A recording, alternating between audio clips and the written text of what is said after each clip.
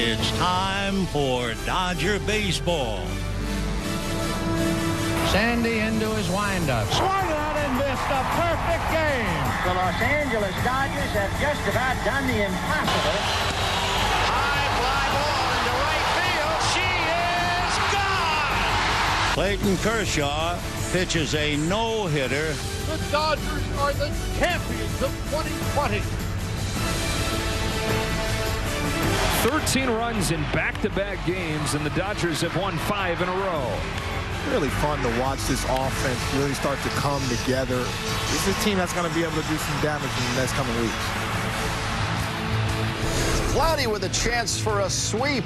Low 60s on a pleasant Wednesday afternoon at the Ravine, where the Dodgers go for the sweep of the NL champion Phillies, trying to finish off a 6-0 homestand as they give the ball to Gavin Stone, making his Major League debut, coming up right here in 30 minutes.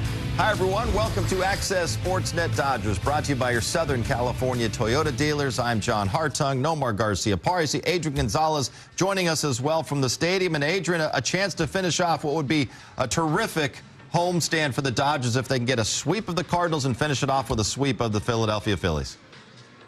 Absolutely. This has been a great homestand. I mean, coming into the homestand, we had some question marks. We were talking about, what's happening with the offense, what's happening with this, what's happening with that. And now we are at the 6th game of this homestand. Now we're talking about being 5 games over 500, having a really good momentum leading up to this weekend series. So this is what happens in baseball.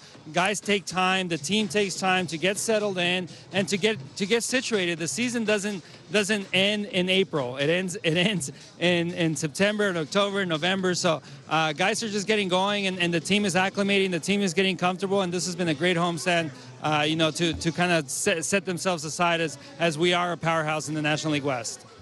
If you're trying to make a statement, early on, this is the way to do it. When you come back home feeling confident, feeling comfortable at Dodger Stadium, we know that they play well. Even if you get off to a slow start, this is the way you turn things around. Got to have that confidence throughout that clubhouse. And right now, after this homestand, this can build your confidence. All right, let's get right to the Dodgers lineup to go up against Philadelphia Phillies right-hander Aaron Nola. You have Mookie, Freddie, and Will Smith.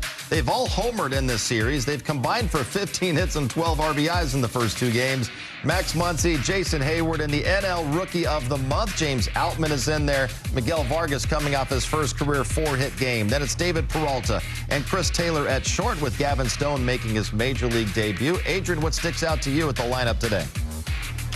I mean, the thing that sticks out the most is the 13 runs they scored the last 2 games, and for them to keep going. This is a lineup of guys that have had success these last couple games, these last 5 games, and for them to continue to keep going, continue to keep pushing the envelope, having great at-bats, and really, finish off the sweep here and finish off the sweep of the homestand.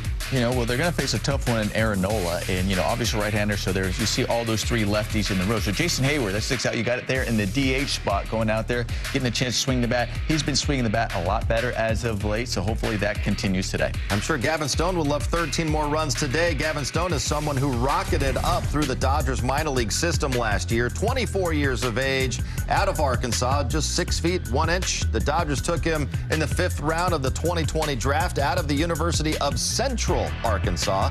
He was the Dodgers minor league pitcher of the year in 2022, shot up the prospect rankings to number 4 in the organization and number 49 in all of baseball. The Dodgers minor league pitching director, Rob Hill, calls Gavin Stone fearless and says he's not afraid of any hitter he will be facing. Having said that, there's going to be a lot of butterflies, Nomar. His legs, he might be shaking a little bit out there as well. So how does he calm himself to where he can go out there and attack these hitters in the same dominant fashion? That's a great question, because everybody finds a different way to try to calm themselves down. Yes, you're going to have some nerves. Yes, you're going to be anxious. Of course you are. It's your Major League debut, and you're supposed to feel that way. But at the same time, usually, maybe after that first pitch, you're like, okay, this is just business as usual. I've been in a place like this before where I'm on the mound. It's just me, my catcher, and there just happens to be a hitter in the way as I'm trying to execute my pitches and get something done. The difference is, though, too, is you get to turn around and say, wait a minute, I have a big league defense behind me, too. So if they do put it in play, these guys are going to make the plays for me. What do you think, Adrian? How does he handle those nerves today? One thing I look at is that 6'1" frame is a little generous. He might be more like 5'11", 6 feet, but that plays in his favor, in my opinion, because that makes his changeup even better. He's got a devastating changeup. He's got a fastball that has what we call late life. No more you and me, but most nowadays they call it high spin rate fastball. So the fastball has explosion. The changeup checks up on you, and then he's got a couple breaking pitches to go with it. I mean, this guy's got the stuff to go out there and compete with just anybody against any lineup. And you know, we talk about rookies. It's all about executing pitches, not letting the nerves get the best of them. And I think, you know, his stuff is going to play at this level 100%. He reminds me of a Tim Lincecum type. So he's got that type of stuff out there. So it's great to see him out there, and I just want to see him go out there and have a good time. Yeah, Max Muncy saw the changeup in intra-squad game, and he called it the nastiest changeup he had ever seen. Well, yesterday we had Clayton Kershaw as our live pregame guest. Today it's Clayton for the second day in a row. This time Clayton McCullough, the Dodgers first base coach, joining us live from the dugout. Clayton, thanks for coming on with us. We got the news today that Clayton Kershaw was named the NL Pitcher of the Month, but I want to ask you about the young guy, James Outman. He was also named the NL Rookie of the Month. What has really impressed you most about James Outman early in his big league time? Yeah, good afternoon, guys. I think, one, just how James, he's got a really good brain. And I just mean by like his ability to, like, you know, have a game plan when he goes up to the plate, understand that there's going to be an adjustment period, especially when you had the kind of month and stretch that he had, that now, you know, people are going to take a little more notice. But I think James, he asks great questions. He goes into it, he studies, he's prepared, and the adjustments he's going to have to make are like any player. And I think now, you know, being a guy that has been performing at the level he has, those are coming. But I think just James, like the energy he brings to our team, the desire to get better, again, like the questions he asks, the veteran guys, the coaching staffs, like there's just a, you know, a daily kind of continual, like, you know, yearn to get better and grow. Speaking of the daily of getting better and learning to grow, Clayton, I saw you yesterday. You were working with some of the outfielders, and you know you had some tools out there that people back home might not see on a baseball field. You had a tennis racket and a tennis ball. You were hitting some of the outfielders, some tennis balls out there. Can you tell me a little bit about that drill and what you're working on? So maybe kids back home say, hey, wait, maybe I could do something like that. Yeah, I mean, I'll tell you, to be honest with you, like sometimes spring training, 45 days of individual defense with the outfielders, you know, got to try to get a little creative to keep them going. But I think that particular one with the tennis ball, one, like no glove on, like softening their hands, especially when they're having to make a quick reaction going back. So getting their body in a good position. And then I think, again, like there's a reactionary component to it, like, you know, how well you do in those first, you know, 3, 5 to 10 feet, like what kind of jump you get, taking the correct type of angle, opening up your footwork. So it allows me to kind of keep them in a controlled environment without just running them ragged, while also, like, you know, working on some explosiveness, their hips getting open and moving, and then the last component there is, you know, having some soft hands on the catch part. So the guys liked it in spring training. It's one of those things we just kind of tried, and you know, you get some feedback from the players, and they liked it. So you know, we pulled out periodically at home. You know, Mook's done it some, Trace. James likes it, so it's a reactionary thing and gets them just being an athlete and reacting and going to make a play. Clayton, Adrian Gonzalez here. I want you to tell the fans watching what a scouting report looks like for the outfield arms for the Phillies today. You know, in right field, you know, do you run on them when they're running straight ahead and go attacking a ball, or side to side? Those little details that we get the information when we're on the field, so the fans know what kind of information is fed to them when they do get to first base, and they know whether they should go first to third or second to home, and those little details. Yeah, I think, you know, you hit it, Adrian. Like when they get there, it's, you know, certainly kind of maybe giving them a little info on the pitcher, what we got going, and then it's situational. Like, hey, you know, base hit to right field. If this guy's moving to his right or left, definitely a guy you can challenge. Right at him, he's going to make a better throw. You know, maybe same thing in left field. Hey, if you get their left fielder moving towards the gap in left center, you know, push the envelope and be aggressive going first to third. You know, Marsh is a good center fielder and throws some, so it's kind of more like, you know, you're trying to catch him, move maybe away from his target. So I think those are kind of some of the things we talk about pre-series, and then when they get into the game, you know how that is. Like, there's a whole lot of things going in their head, like throughout a series and in a game, and I'm just trying to give them a quick little reminder, you know, hey, Freddie pulls a ball in the hole here, man. You're going first to third. Look where he's lined up. So I think some of it is them knowing where they're at, pre-pitch, knowing where the outfielders are playing, and then, okay, once that ball's hit, you know, hey, if he's going towards his right, say, or towards the line, I'm going first to third. You know, or if this guy's deeper, he plays deeper, you know, you got chances to go. So I think, like you said, those are things we talk about before and then throughout a series. Clayton, there's been so much talk early on this season, really going back to spring training and the offseason, about the rules changes that were coming to your game. You've got the larger bases now, the 2 disengagements pitchers are allowed. and it's creating this running game in Major League Baseball we haven't seen in a long time. In fact, stolen base success rate is at 80%. It's never in the history of the game been above 76%. We're starting to see the Dodgers run a little bit more. So what is it like for you as the first base coach? I imagine you're taking in a lot of information. Are you still over there with the stopwatch, and you're trying to engage and see how fast the guy is throwing the pitch to home plate? What's all going on there at first base and the information you're taking in? Yeah, I mean, so I'll look at all the opposing pitchers before the series on video, and maybe, like I said, some of it is time, how quick they are to the plate, what their pickoff move is like. With the new rules in place, I mean, just the frequency of pickoffs, maybe how much, this individual has thrown over. Has he done it multiple times in a plate appearance? And then, is there anything from the backside that maybe you see a guy does something before his leg kick? Maybe there's a little lean back, or, you might see his back elbow flare out first, or something with his head that might give you a tip to get a head start. And then, when we get out there in the game, some of it is just it's time, right? It's how long it's taken this particular guy to get the ball to home plate, and you're factoring in the catcher and the quality of his release, his accuracy, the arm strength. So, it's a math equation, then who we have on base. And, I think a big part of it also is, situationally, like where are we at in the game? Are we down? Are we up? Like, how much risk do you want to potentially involve in, a part in the game when you're down versus, hey, when you're up some runs and you feel, good about this combination, pushing the envelope a little bit. So I think, in some ways, not a whole lot from my work has changed. I think seeing like CT the other night's a good example against Gallegos. He'd thrown over a couple times, and I think you can see how big CT's lead got, and, was able to steal a base. I think some just, getting the right type of leg lift and time he wanted, while also, feeling at this point, you feel better. The guy's not going to go 3 times in a plate appearance. He's got to be sure he's going to get you out. So I think as the year goes on, we're just collecting data and, seeing how teams approach it and individual pitchers approach using their pickoffs and their holds, and if they're quickening their times to the plate. So, yeah, I hope we can continue to be advantageous and, give us a chance to add on and tack on runs in a game, or maybe steal a base late and, give us a run to take a lead. So, yeah, I hope we got a good group who's smart and they're always ready. So, just try to give them good information. Yeah, speaking of that information, I'm also curious, because you mentioned about all the rule changes, and especially those bigger bases. I'm just wondering if you guys have the data of those extra inches on the bases. That give a runner maybe an extra tenth a second on their time, when they're stealing from first to second. And also, when you see some of these catchers maybe on one knee, does that potentially add like another tenth? So they may be adding 2 tenths if those 2 factors are involved? Yeah, I don't know. The catchers, some of these guys are just more prone and use the one knee setup and, still can throw relatively well from there, some better than others. I think you got like 4.5 inches less that you're running between first and second. The exact time that it changes how many tenths, guys, I'm not exactly sure on what that looks like at this point. I do know with the bigger bases, it also makes it a little tougher for the middle guys. Got more, area to have to go tag if you slide really towards like, the second base side of second base. It's just, there's more room there.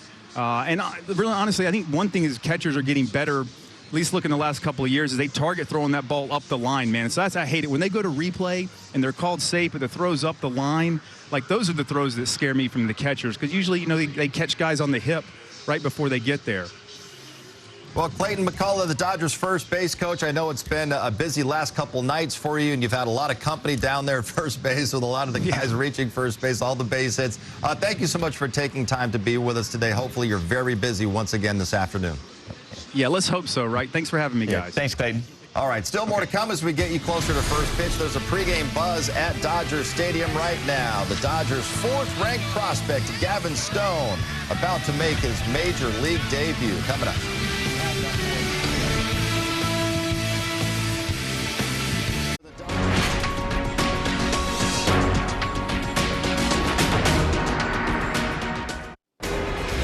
Here's what's ahead on the calendar. The Dodgers are off tomorrow. This weekend, they will head down south for their first meeting of the year with the Padres. Clayton Kershaw gets the start Friday night at Petco. Next week, the Dodgers are in Milwaukee for a 3-game series. Sunday's game on ESPN, all of the rest right here on Sportsnet LA. So on Instagram last night, a Dodger fan was keeping track, apparently, and had Dontrelle Willis's whooper-duper count at 20 for Julio Urias's outing against the Philadelphia Phillies. We'll see what today's count is for Gavin Stone's debut. We check in with Joe Davis and D-Train for a preview of today's game. Hi there, Joe. What's going on, John? And of course, we have Gavin Stone's debut for this one. And Matt, take me back to May of 2003, the morning of your debut. You wake up, what are you feeling? Wake up. I didn't sleep all night. That's the type of nerves that I felt. And I'm sure Gavin Stone feels the same way. But the one thing that I love about him is his mound presence. He believes that he's a big leaguer. And working with him in the minor leagues, I told him the whole time, you are the next Sonny Gray. You're that talented. So I want to see his mound presence. I want him to be himself and be aggressive with that fastball to set up that nasty changeup. But the bottom line is he just has to go out there and enjoy this moment and think about all the people that helped him get there to Dodger Stadium. Tell us a little more about his stuff. You touched on a couple of the pitches he's going to throw. People talk about that changeup as one of the best in minor league baseball. Well, the fastball plays anywhere from 93 to 96 miles an hour down in the zone, then the changeup tunnels out of that. And he has the will to throw that changeup. It doesn't matter if he's behind the count, in the head of the count. He can throw it for a strike, and he can throw it for a finishing pitch as well,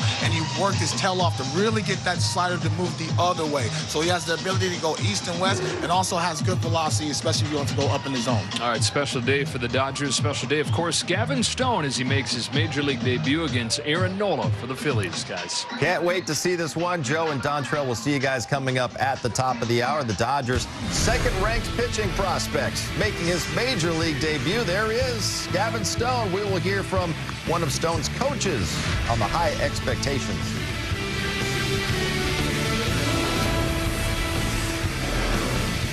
Your shot brought to you by Southern California Toyota. We'll bring in Adrian for this one as well. But Nomar, you're first. Who you got today? Yeah, well, listen, he had a great game yesterday. First career 4-hit game, had 3 doubles. But today, he hits one out at Dodger Stadium. It's a home run today. Vargas with a home run. That's a shot call right there. Adrian, who you taking today?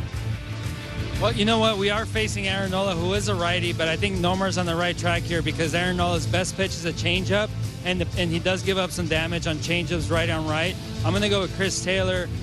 You know, he's a guy that can stay inside of baseball, and if he does get a changeup that hangs, I can see him hitting it out of the ballpark. All right, both going right on right damage today against Aaron Nola. We are about 10 minutes away from Gavin Stone's major league debut. With more, assistant pitching coach Connor McGinnis is our Dodger voice, brought to you by Morongo Casino Resort and Spa. All right, Connor, today is a big day at Dodger Stadium. We get to see another major league debut, but this time it's Gavin Stone. How excited are you to see him take that mound here? Oh, I'm so excited. I mean, this guy definitely has deserved it. He's worked his butt off to get to this point. He's earned it. I mean, there's no question about it, so we're really excited for him. This spring, it kind of felt like there were a lot of eyes, if not all eyes, on him. How impressive was he this spring, and what kind of really stood out to you about him this year? Yeah, he kind of exceeded expectations in spring training, to be honest with you, kind of putting up some video game numbers for us. But the biggest thing that stood out to our group, players, staff, was just his presence. You know, this guy's walking around like he's a 10-year big leaguer, calm, like he's been here before. And so we're just excited to give him the rock, and we've got all the trust in the world in him. When you think about just kind of his style of pitching, is there anyone that he kind of reminds you of? Well, I've joked around with him a little bit that he's Trevor Hoffman, just with how outstanding his changeup is. But, you know, in reality, it's just Gavin Stone. And I think it's really going to be fun for him to kind of make a name for himself and go out there and do his thing. But, you know, the changeup's real. And so for him to just get in the zone and be him, we're excited to see what he can do. But Tony Gonsolin now being back and healthy, returning from the IL, the rotation is now complete in a sense. How has it been just kind of seeing those 5 kind of really kind of be ready and kind of get things going this year? Yeah, it's been good, you know, and, you know, we had a couple injuries there. Just only a couple paternity leaves there at times. And so, you know, getting Will Smith back has been really helpful, getting these guys back into the swing of things. It is an incredibly long season. You know, you never know what could happen down the road. So keeping these guys built up, kind of getting them into their groove, to get Julio to do what he did yesterday was massive for us and him. So, yeah, we're excited for the future if we can keep these guys kind of on the right path. What did you see just for the difference in Julio in yesterday's outing compared to his last 3, in which he's been kind of, there have been times of consistency, but he told us that he kind of felt like that was lacking. Yeah, you know, definitely the throw, the mechanics were better. He held his velo really well. He got ahead of guys at a great rate, and I thought he actually was using that new slider cutter thing a little more at times, especially with 2 strikes, to kind of keep some other options open. And so his execution was through the roof, and it was really helpful to get that start out of him. What about Clayton Kershaw, National League Pitcher of the Month? How impressive and just How effective has he been just this last month? Yeah, it's comical to watch this guy go out and do his thing, especially here at Dodger Stadium. You kind of find yourself, man, I feel like a fan more than I am a coach watching this guy go do his thing. And for him, for the longevity, the consistency, it's unbelievable. And I think it's been really cool for our younger guys, especially with the number of debuts that we've had this year, to watch him go about his day. And Kirsch has been fantastic at kind of taking him under his wing and kind of showing the ropes a little bit. All right, Connor, I appreciate your time as always. Thank you so much. Absolutely. No, thank you. We'll discuss what's going through Gavin Stone's mind right at the moment, just minutes before he throws his first pitch in his Major League debut. Access Sportsnet Dodgers is brought to you by your Southern California Toyota dealers. Gavin Stone, the Dodgers' fourth-ranked prospect, 2022 Minor League Pitcher of the Year, making his much-anticipated debut. Adrian, what do you think is going through his body and what's on his mind right now as he's about to throw that first pitch as a big leaguer? Well, we know he's nervous. We know he's, a guy that's, doing his best to calm his nerves, but he is a guy that seems to be calm, collected, and he's going to be able to overcome those nerves by taking his time. I know there's a pitch clock, but he'll be able to take his time and go out there and just focus on executing pitches. He was able to do it in spring training, so I can see him going out there and be able to do it out here today.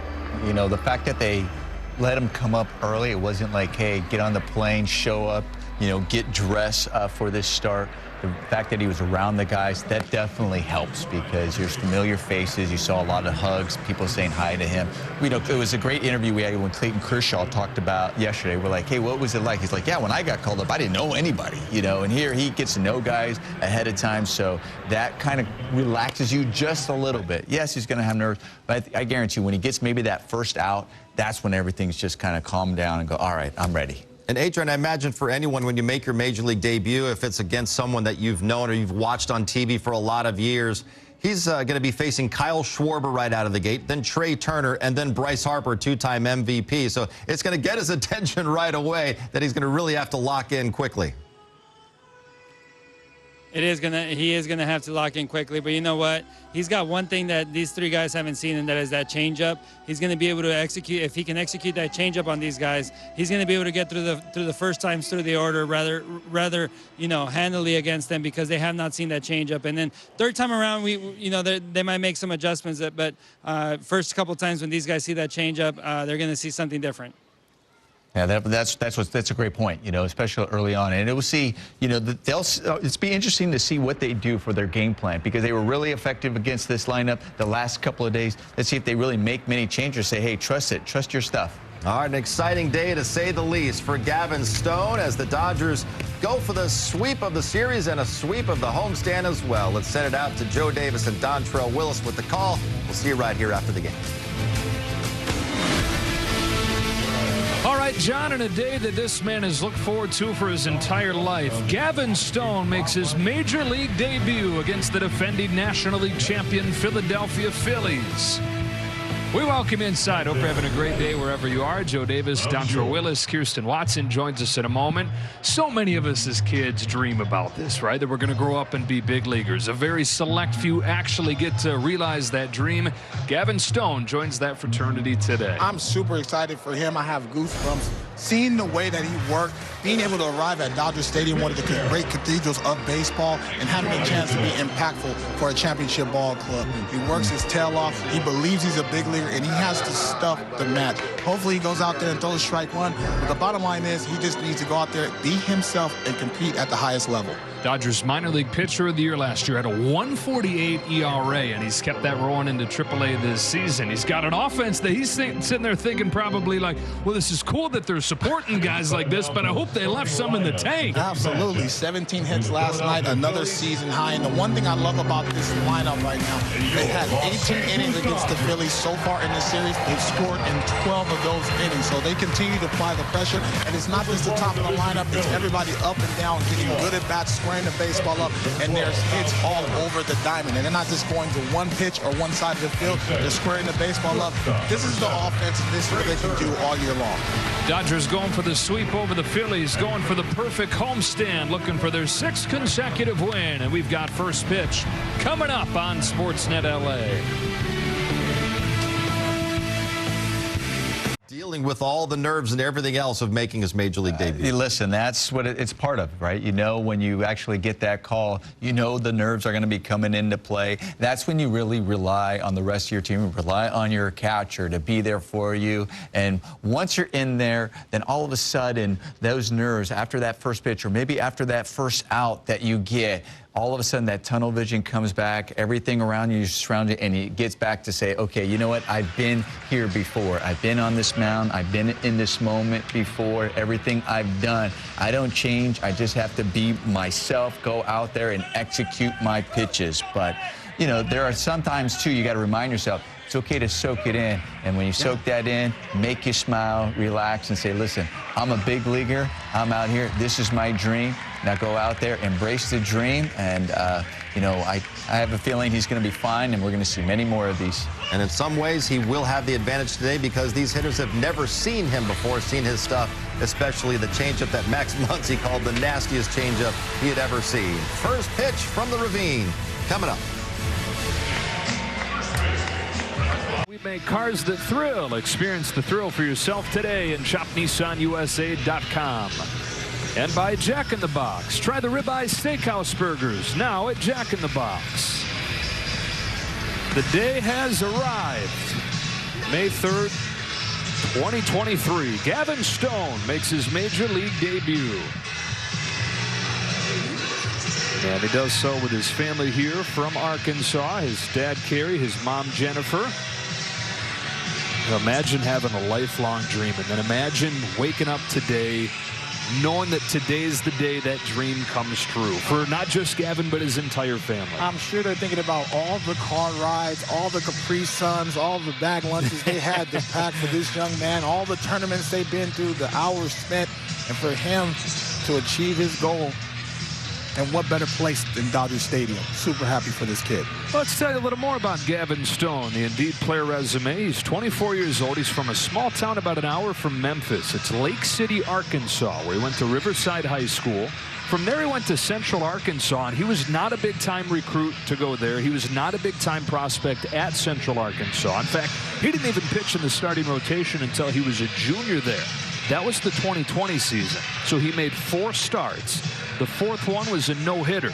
And a few weeks after that, he was drafted. In a shortened draft, there were 160 players taken.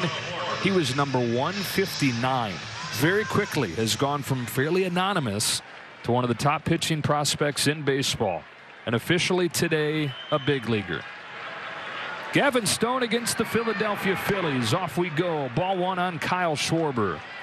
And man, it's all big, right? You're making your major league debut.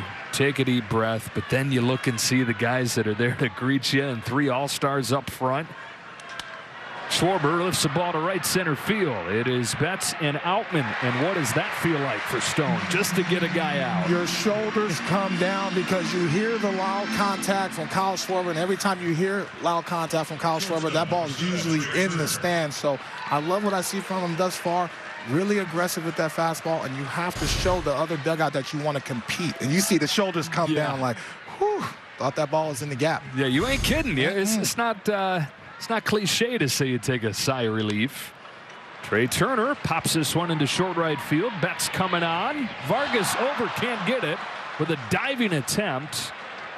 Dumped into no man's land, and Trey Turner's got a bloop double. Miggy had to run a long way. Fastball, center cut. Really got on top of Trey, and that's why he was behind the baseball. Kind of sliced at it, and it was just in no man's land, and Mookie's looking at everyone, making sure that he's not going to run into him. It's just a tough play, but that's okay. I love what I'm seeing from G. Stone right now, just being able to throw strikes early in the count. And it is kind of day, Don Troy, we often see this time of day where guys don't see the ball very well, kind of gets lost up there in the haze. Runner at second, 1 gone, and Stone comes home to Bryce Harper with ball 1. Well, Harper in his season debut last night went 0 for 4 in his first game back from Tommy John surgery. The remarkably quick return, fastest that any player's ever done it. Leave it to Bryce Harper to do something superhuman like that.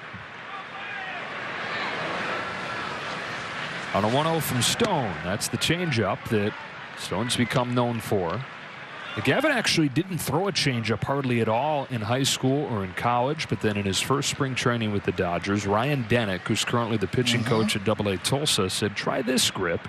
And he said, okay, I like that. And that's what helped him fly last year.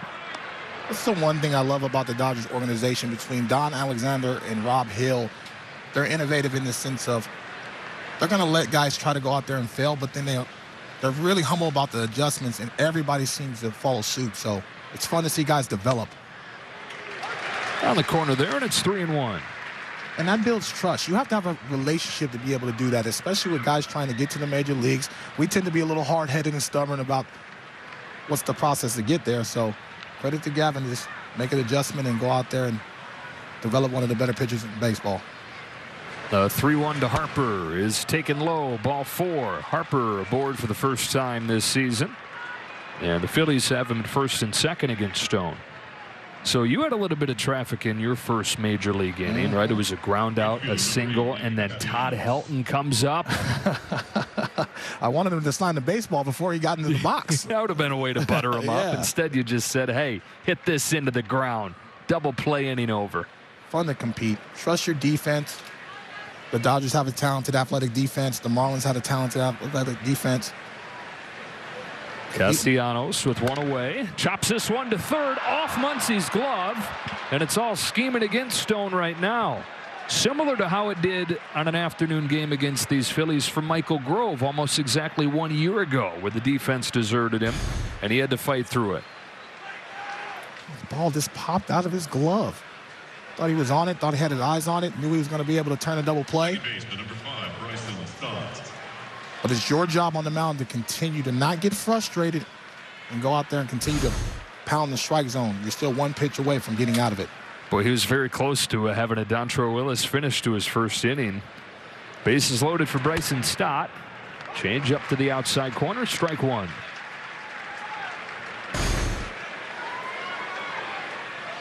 Made a little sight adjustment on those change-ups. He threw some in the dirt to Bryce Harper. At least point a little bit higher to just get in the strike zone. Here's his 0-1 pitch. It's another change and gets an awkward swing. Strike two. And so you're probably watching this sitting at home saying, wow, he throws that pitch a lot. It's this changeup, right? Yeah, but he actually last year in the minors, when he won a minor league ERA title, threw the changeup more than he did his fastball. 6 of his last 8 pitches are changeups, so he feels very confident with that pitch. And then the fastball misses. Ball 1 on Stott. More and more, Dontrelle, in modern baseball, you see guys find that pitch that's their favorite pitch and ride it. See what he goes with on 1-2 with the bases loaded here in his first big league inning. It is lifted to center field. Outman over to make the catch. Plenty deep enough to bring home Trey Turner. The Phillies take advantage of some poor defense and some good placement to take a 1-0 lead. Situational hitting right there, just putting the ball in play. I thought that changeup was a little up, especially when being able to work his way ahead in the count. But as the game progresses, I want to see him be more confident with that fastball, because the second time around the lineup, they're going to understand, hey, a lot of changes are going to come out of his hand. They're going to slow themselves down and try to look to the opposite field. That's who Stone was more in college when he didn't have the changeup. He had a kind of a show-me breaking pitch, but just flame that fastball to different parts of the zone by hitters. That's a strike with the fastball on Alec Bohm. And it's a different day and age now because, you know, back then when I got called up, there wasn't a lot of film on guys in the minor leagues. Now, because every minor league game is recorded, you know, this locker room for the Phillies, they've seen a lot in how Gavin Stone wants to attack hitters. Good pitch. Yeah, and I mean, look at Bryce Harper's at-bat with the changeup. Back in the day, you come up and throw a changeup like he was throwing to Harper, you're probably going to get a swing and a miss or two, but that looked like a hitter who's been in a meeting where they've said, hey, this is his pitch. Right. These are the characteristics. Be ready for it.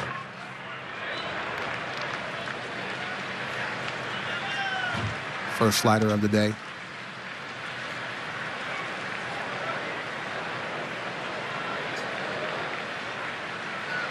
You're telling yourself in this situation, come on, man, let's get my offense in the dugout. It's okay.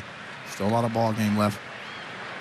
2 on, 2 out. A 2-1 is at the top of the zone for strike two. All things considered, could be a real successful first inning if you can limit the damage to 1.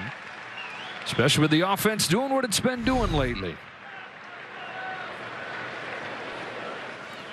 Harper at second. Castellanos at first. Stone to the plate. Pulled that one a little bit. Full count. Like to see a fastball in those swing counts. 1-1, 2-2. After a while, the hitter gets a little bit jumpy. Saw Bone kind of jump at that one and attack it. That's when you can kind of break some bats. Runners to take off. There they go. Here it comes. And we'll do it again. Did go with a fastball that time. Live low, live long, JD.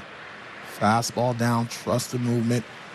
Even though you had a couple defensive miscues behind you, there's still a talented defense. And also, you have to send a message to the opposing dugout that you're not afraid to compete with your fastball. Everything plays off your fastball first. Another 3-2. And he walks Bohm to load the bases. And so 20 pitches into this first inning. And yet to get that third out. Phillies have loaded him up.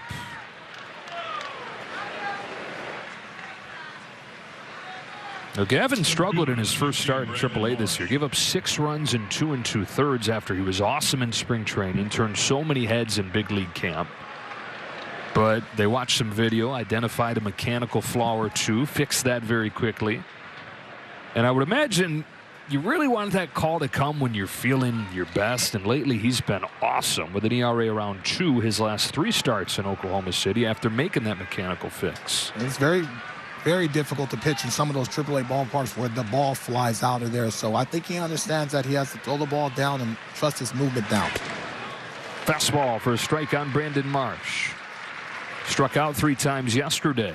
It's a rare down day for a guy having a monster year. 6th in average, 2nd in OPS. Bases loaded, 2 gone. And a bouncing ball to second for Vargas. Routine to finish off a first inning that was anything but.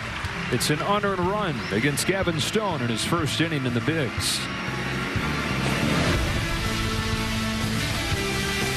2 games in this series, 3 hits in both. He's got a home run. He's knocked in 6. Triggering this attack for the Dodgers, which has produced 13 runs in both games. And the lineup that'll go for the sweep today will look like this. After bets, it'll be Freeman, Smith, and Muncy. Jason Hayward's back in there, followed by James Outman, Vargas, Peralta, and Taylor to finish things up against Aaron Nola. A 29-year-old veteran from Louisiana, and there was strike 1. He debuted so long ago that his first baseman was Ryan Howard. His second baseman was Chase Utley. Nola's now in his 9th season. Really the last link to the last great Phillies team. A ball and a strike on Mookie Betts. Bit of a slow start this year, Dontrell, but his last time out, 8 innings against Houston, gave up just 1 run. 2-0 his last 3 starts with a 2.5 ERA. Philly won all 3 ball games, but got off to a horrific start. Betts to the hole at short. Jump throw from Trey Turner in time. What a play by Trey Turner. It's an area that he struggled at times in a Dodger uniform, going to the hole. But here, an incredible show of range and arm. Trey Jeter with the jump throw across the diamond, and he was working himself out in that glove. Didn't really have a grip, so a strong throw to be able to get one of the faster runners in baseball. Phillies defense is graded out much better than it did last year so far. Here's Freddie Freeman jumping on the first pitch and banging it down the line for extra bases. Like Mookie Betts, Freddie Freeman has had a nice series. That's his 6th hit and 11 at-bats. The top of the lineup is firing at all cylinders, and it doesn't matter what you throw to Freddie Freeman right now. You might as well throw the ball over the fence or one hop over the fence, because either it's a home run or a double. And I love that he's showing the ability to hit with power to all fields. And you're a starter that's just trying to get a feel of the strike zone, and all of a sudden you have a runner on second and some hard contact. Dodgers have scored 26 runs on 32 hits in the 2 games in this series. They've done it with the long ball. They have 5 home runs, but they've also hit 500 with runners in scoring position. First one of those ABs today belongs to Will Smith. It's going to be key, especially to the upper echelon of the National League. When you get runners in scoring position, you have to cash in. They've done that in these 2 games. They've hit with 2 outs in these 2 games. Close to .500 with 2 out. Ball and a strike on Smith. You figure if the offense down Dontrell scoring 13 runs a game, these headliners at the top are going to have a big hand in it, and they have, hitting above .500 between Betts, Freeman, and Smith.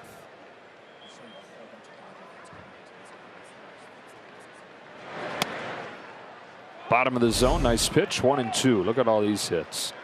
Love all that. Hits. Blah! Love that. Line to line power. Obviously can put him in the seats, but really tough to defend the ball club when they spray the ball like that. Patriotic spraying of the ball, too. Red, white, and blue.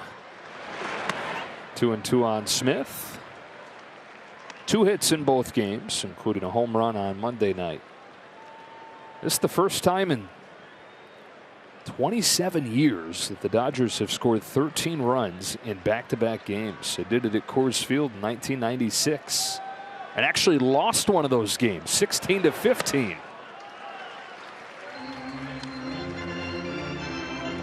Going up against an ace like Aaron Nola, you have to get runners in scoring position because he tends to struggle. Teams are hitting .345 off him, which is remarkable, and I think that's why he had the slow start in the first three starts, almost a 7 ERA. The inability to get people out with runners in scoring position, and that's important for a starting rotation.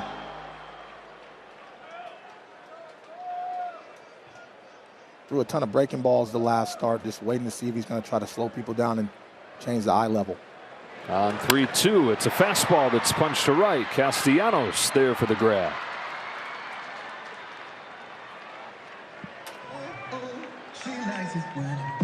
Aaron Nola, the former 7th overall pick of the draft out of LSU. He's in the majors a year later.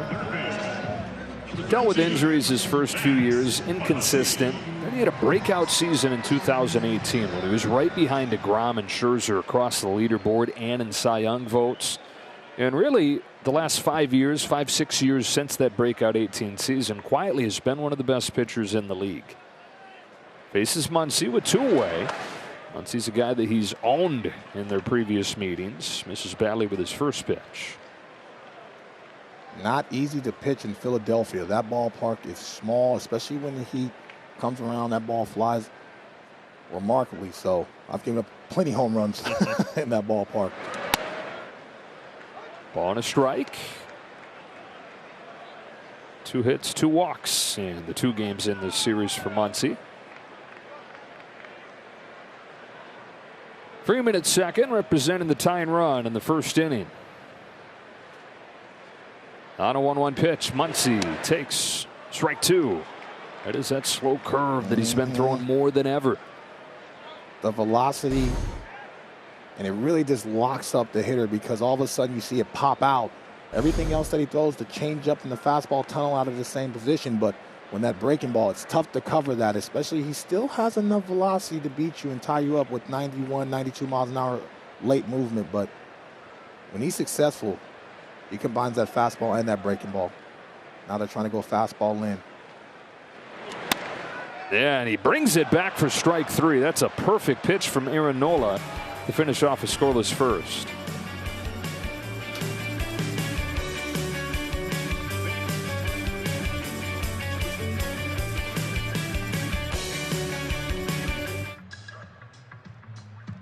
And if he and the Dodgers strike out 10, everybody's going to get a free Jumbo Jack tomorrow. Jack in the Box for the purchase of a large drink.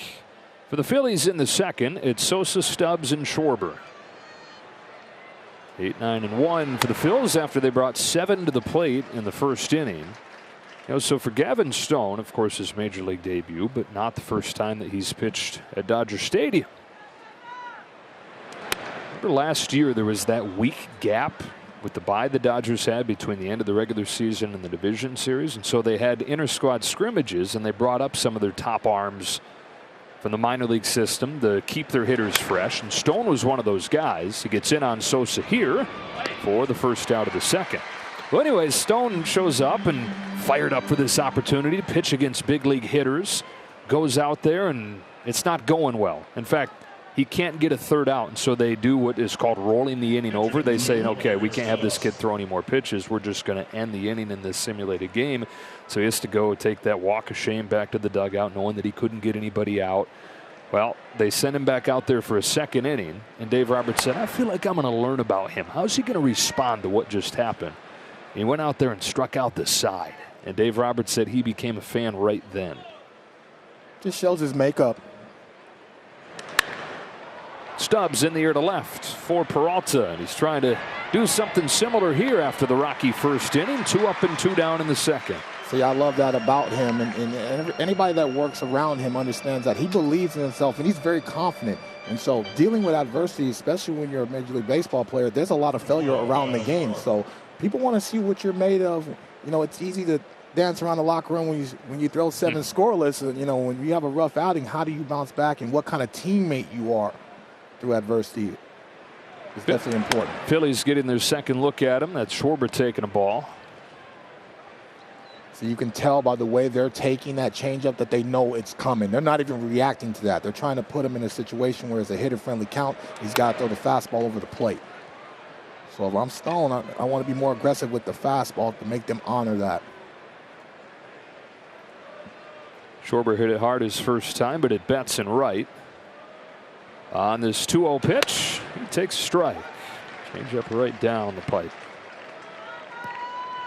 See, that's confidence. See, when I was a young rookie, I'm throwing a fastball. I don't have that enough confidence in my secondary stuff, but that's how advanced he is. Breaking pitch misses. Ball 3.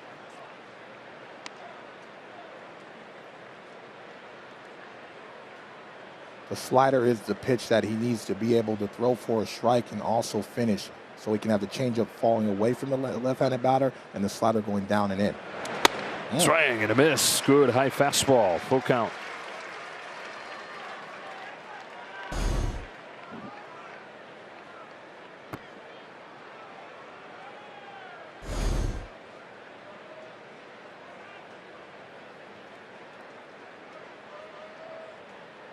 Stone rocks and fires.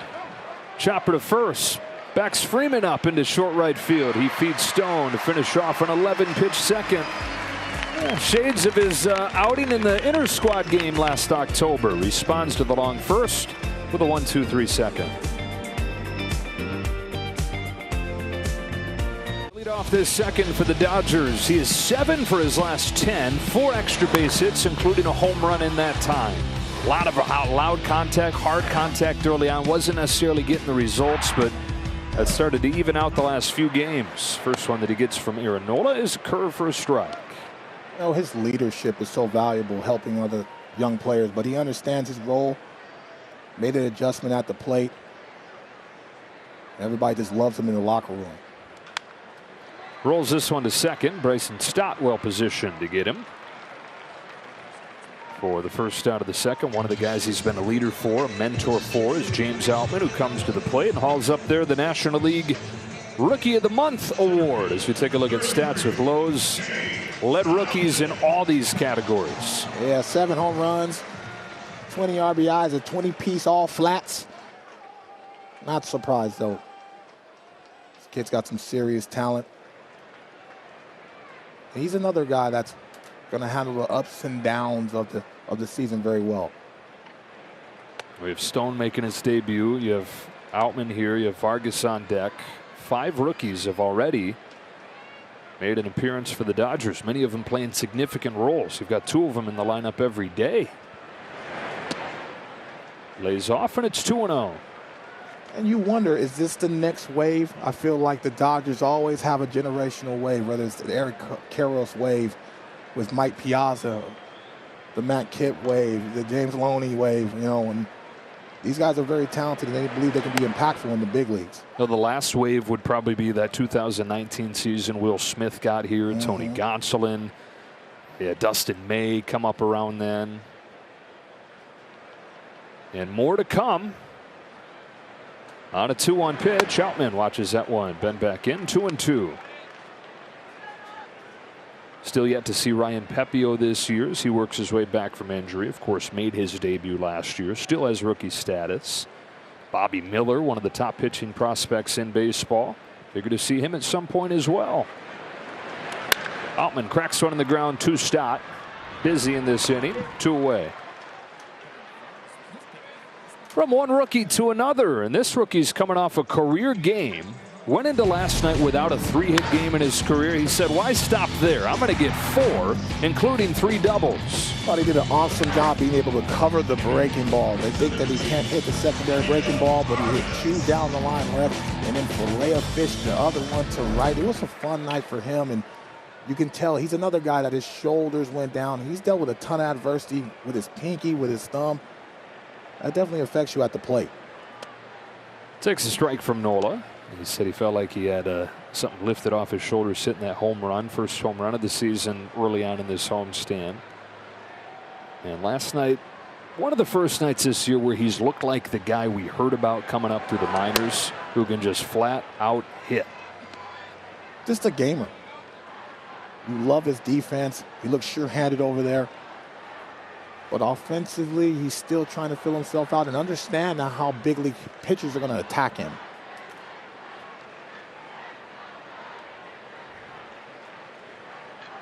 And an 0-2 hole and a flash here. Nola kicks and fires, and Vargas watches ball 1. 93 that time from Nola, his fastest pitch of the day. It's going to be a tough matchup for a lot of hitters just because of Nola's movement and the ability to change eye level as well with the secondary breaking ball. Sends this one in the air to left field. Schwarber's going back onto the track. He's got just enough room. Vargas a little bit off balance. Didn't quite get it all. And it stays 1-0.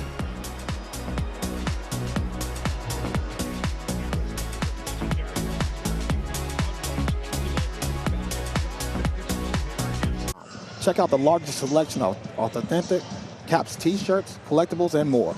Gear up with your Dodgers at MLBshop.com. Go be the first to get a Gavin Stone jersey. Here's his first pitch to Trey Turner. And Turner pops this one back. And out of play. You're talking about, a lot of you big leaguers being hard-headed, thinking thinking you got it figured out. But one of the great qualities they say about Gavin Stone is how curious he is and how much he still wants to grow and learn. His 0-1 pitch is hit foul, and it's 0-2. He at spring training this year, and I know you saw this firsthand working with him, but he would watch every pitch of every home game. That never happens. I mean, if you have any chance to go, especially your pitcher, you have no chance to play on a given day, you're not hanging around, but Stone did. He gets Turner to ground out to short and was in the building learning everything he could from the veteran pitchers around him. He said he watched everything Clayton Kershaw did. That's how far advanced he is. He's wise beyond his years. He wants to be not only just impactful this year, but have a great big league career for the Dodgers. And so I think that's what's going to make him great, and that's what's going to keep him in the big leagues. Harper walked his first time, takes ball 1. Such a good kid. A lot of yes sirs. I told him, I said, D-Train. You're going to call me Mr. Train if you can. But a really, really good kid and well-liked throughout the organization. Good change up there. So that's why you see the energy in the dugout. People are rooting for him, whether it be the veterans, even his teammates. But really good changeup right there to one of the best hitters in baseball. And see if we can double that up. He does. So you could tell by his rhythm right now. Now he's starting to feel more comfortable. Just going out there and competing. Why not go make Bryce Harper your first major league strikeout? 2-2, 3 straight changeups on Harper. What do you think? What do you want him to do? I'd like to see him throw that fastball inner half because ultimately you want to change his eye level and go away from him. Fastball, punch down the line. That's a fair ball. And Harper's got his first hit. Ricochets right to Peralta. Harper headed for second. The throw is not in time. And it's a double for Bryce Harper, his first hit of the year. Term we like to use is went to the well one too many times. The 3 changeups away from Bryce Harper and then tried to sneak a fastball away. To a hitter like that, to Castellanos, you have to change the eyes. And what that means is go to a different zone. Even though if you miss in that different zone, it sets up to be able to attack where you want to finish him at. So Harper, after going 0 for 4 and striking out 3 times in his first game yesterday, has reached both times in this one. And he's at second for Castellanos, who couldn't lay off a first pitch breaking ball. Castellanos reached on an error that proved to be critical in that first inning. So the run the Phillies got was unearned. Smashed to left on a line. Peralta won't get there. And it's 2-0 Phillies as Castellanos brings home Harper. Back-to-back doubles in the heart of the order.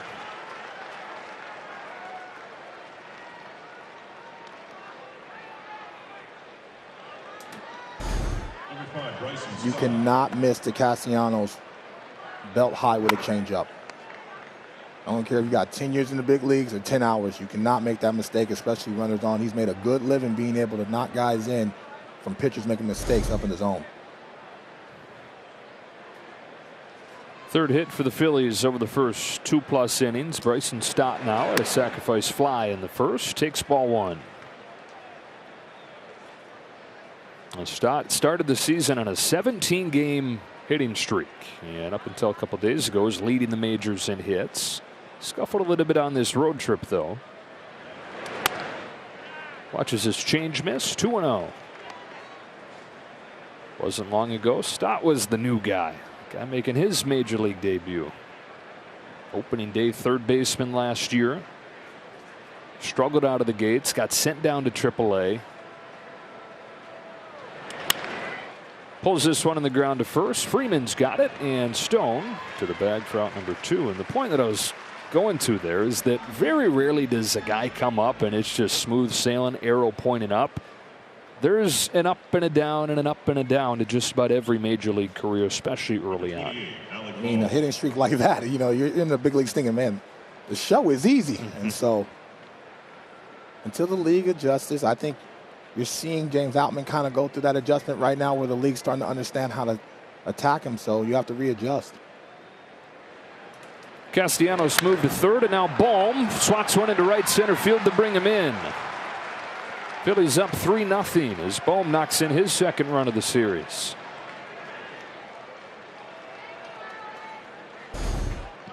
Looks like a slider that just stayed up. Thought it was a good pitch as Bohm stayed with it. You're hoping he runs out of a bat and this hits on the ground, but nice piece of hitting. Harper and Bohm both have reached both times. And now it's Brandon Marsh, grounded to second his first time up. Stone just barely gets rid of that before the pitch timer ran out. That's something for young rookie pitchers to learn how to really control their heart rate, especially when the game feels like it speeds up. What can you do to slow down the game within the pitch clock? Gotta give him that.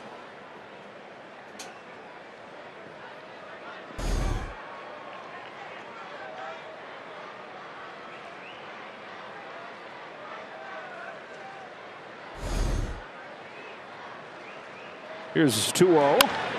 Swatted up the middle. Diving stop, Chris Taylor. Marsh can really run, and he's safe. Heck of a play by Taylor, but an infield hit for Marsh. Don't get it twisted. CT3 can get it with the best of them. Showing his athletic prowess in the outfield and in the infield. But that was the only play he had. Pops up and makes a good throw across that diamond.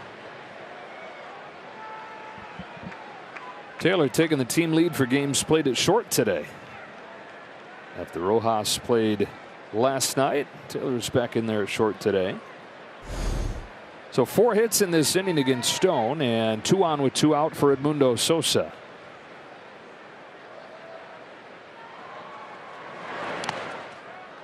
Stone crossing 50 pitches, most that he threw in a game in the minors this season, 82.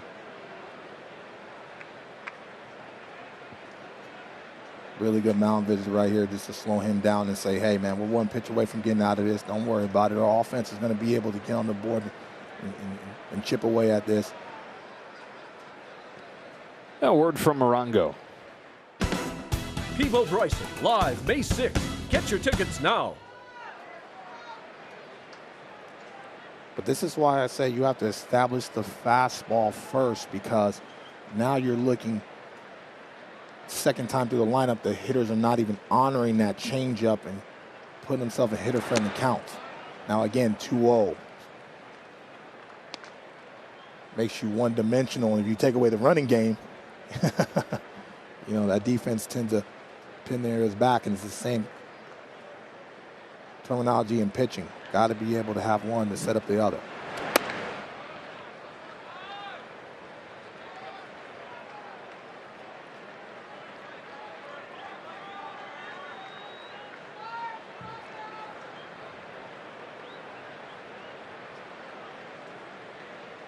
Here's a 3-0, and their first strike, 3-1 on Sosa. Sun fighting through the clouds on this Wednesday afternoon. Temperature just in the mid-60s here in early May. 3-1 from Stone is hit foul, and the count goes full. Throwing to Paul LaDuca when he got traded from the Dodgers to the Marlins. The one thing I love that he did, he wouldn't even give me a sign. He would tell me with his hands, breathe, breathe, follow the mid. And you can do that within 15 seconds. Like, I'm not even giving you a sign until 10.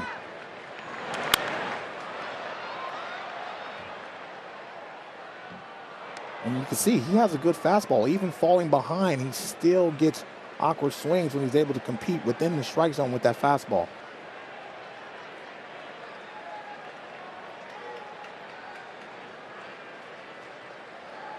Two in the bank for the Phillies in this inning. They've got Bohm at second, Marsh at first. Another 3-2 to Sosa. Is a fastball grounded into center field, base hit. Sosa drives home Bohm with a 2-out single, and it's 4-0 Philadelphia.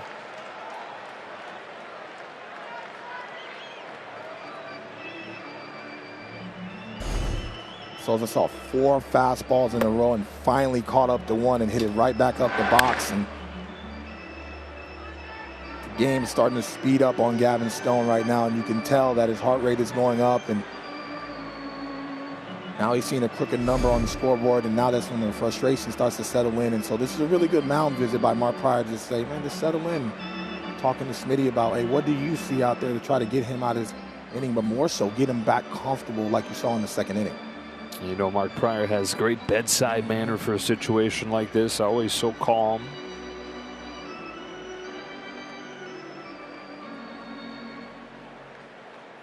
Number 21, Garrett Stubbs. It's the 9-hitter coming up, the catcher Garrett Stubbs, who flied out his first time and is 2 for 18 on the year. It's going to be the 25th pitch of the inning from Stone. Had a long first, had a quick second, but another long inning here.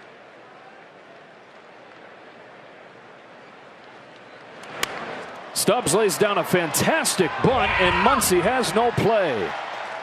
That's an RBI bunt single for Garrett Stubbs, making it 5-0 Phils. Nothing you can do with that bunt, and no one in the whole park saw that coming. Excellent bunt.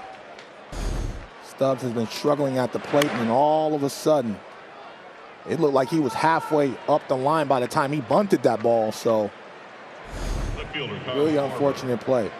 Very uncatcher-like. Yes. Seeing him running bunt, almost like a softball slap hitter there. Also, the ability to turn over a lineup once again. That's a pitch clock violation, and ball one on Kyle Schwarber.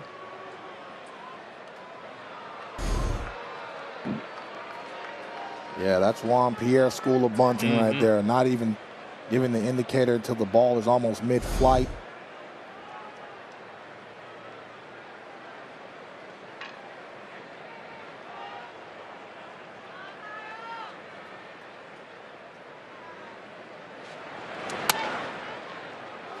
Two and 0.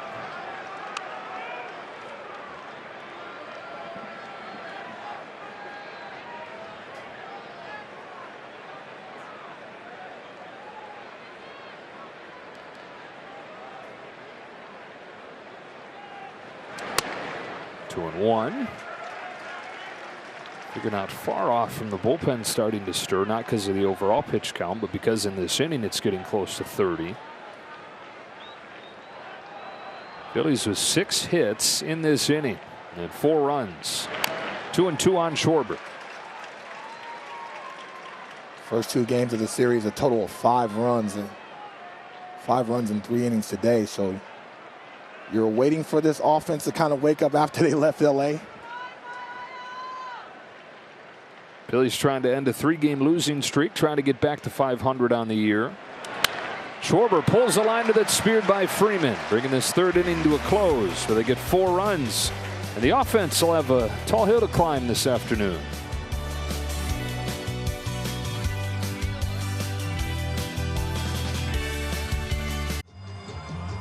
Welcome back to Dodger Stadium as David Peralta makes his way to the plate. He is someone who has been grinding at the plate, but he was able to get some results the other night with a 3-run homer, multi-hit game. But he told me he's added back one of his little secret powers. His daughter, Sophia, actually paints his nails, and she told him that, Daddy, it's a good luck charm. So this week he's rocking. They've got polka dots, stripes, you name it, but the nails are painted, and he's hoping that can be an extra edge at the plate for him. Whatever it takes, right? Nola delivers ball 1 to Peralta.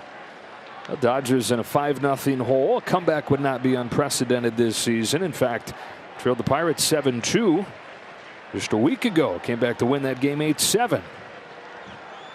Here's a 1-0 pitch and a strike. Evens the count at 1-1 on Peralta, who came into this series 1 for his last 24, but then the 2-for-4 game on Monday that Kirsten referenced.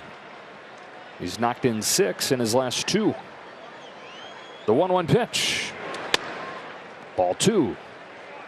Little pause there from Stubbs saying, are you sure Devin Moscoso? Especially the way Nola's been pounding the strike zone inner half with that sinker. Really late life and movement. Here's his 2-1. On the ground and through. Leadoff single, David Peralta. The nails are working. Freight Train saw that breaking ball and also saw how Nola is attacking the hitters, throwing a nice little mix of breaking ball to slow down the left-handed batters, and he squares that one out. Dodgers been having a ton of loud contact this series, man. They're squaring up some baseballs, and that's why Aaron Nola is doing something like throwing the fastball in to try to tie these guys up.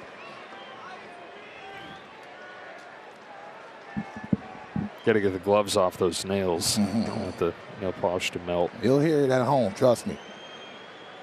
Taylor takes the ball. Now Taylor quietly, so he had the 2-hit game on Monday, or last night, but you know, go back the last 7 games and he's hitting above 300.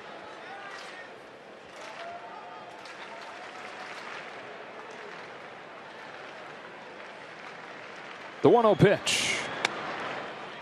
Caught the corner this time.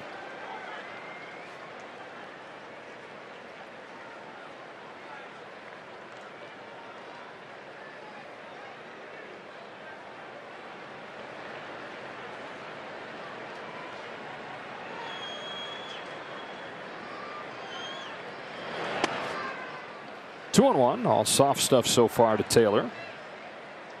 From the veteran Aaron Nola, who had that memorable matchup with his brother Austin in the National League Championship Series last year. And Austin got him, and really, that was kind of sent him in a downward spiral in the postseason. He gets swing and a miss here 2-2 because he got off to a great start. 6 2/3 scoreless innings in the wild card round against the Cardinals. No runs in 6 innings in the division series against the Braves. But in that first start against the Padres, going pretty well until his brother got a base hit against him. And in 3 starts in the championship series and the World Series, he failed to complete 5 innings and had an ERA close to 10. Count goes full on Taylor. Yeah, we would have to talk about that at Christmas. Yeah, right? Yeah, or a family barbecue. Yeah. I'm sure they spent many years being able to play together and play catch together. It's like you cannot tell that team our trade secrets. That's a family barbecue sauce across the line. Peralta off first after his leadoff hit. 3-2 to Chris Taylor. Chopped along third. We'll do it again. Aaron was one of those kids that would practice his delivery all the time. You know, He'd do it in front of his mirror before he went to bed. He'd do it around town to the point where his dad's friends were calling Dad saying, "What is your boy doing?" Like, I'm watching him out there outside of the gas station, and he's like, "Is he pretending to pitch, or what? Is he dancing? What is that?" Whatever it takes. I used to run around with a baseball everywhere, even in church, until I sat on it. That wasn't fun. Sat on the baseball, trying to open up the hips? I used to run around with a baseball just to get a feel of it, what felt comfortable. Can I hold this slider like this? Can I hold the sinker like this? And something just clicked. And the Cubs organization had so much talent. I mean, Mark Pryor at the time was in Double-A, so I figured I'm not going to make it to the big leagues because I have nothing like that. That one hits Taylor. He was going to be on either way there because that would have been ball 4. He just hoped that it didn't hit him too hard. They're going to go to the phone here and take a look at this. Looked like a foul ball off the bat. Yeah, no argument from the Phillies so far. Might have been off the hand. Yeah. Hard to fake that pain. Oh, it's not fun. Stubbing your toe times 10. What I would equate that to.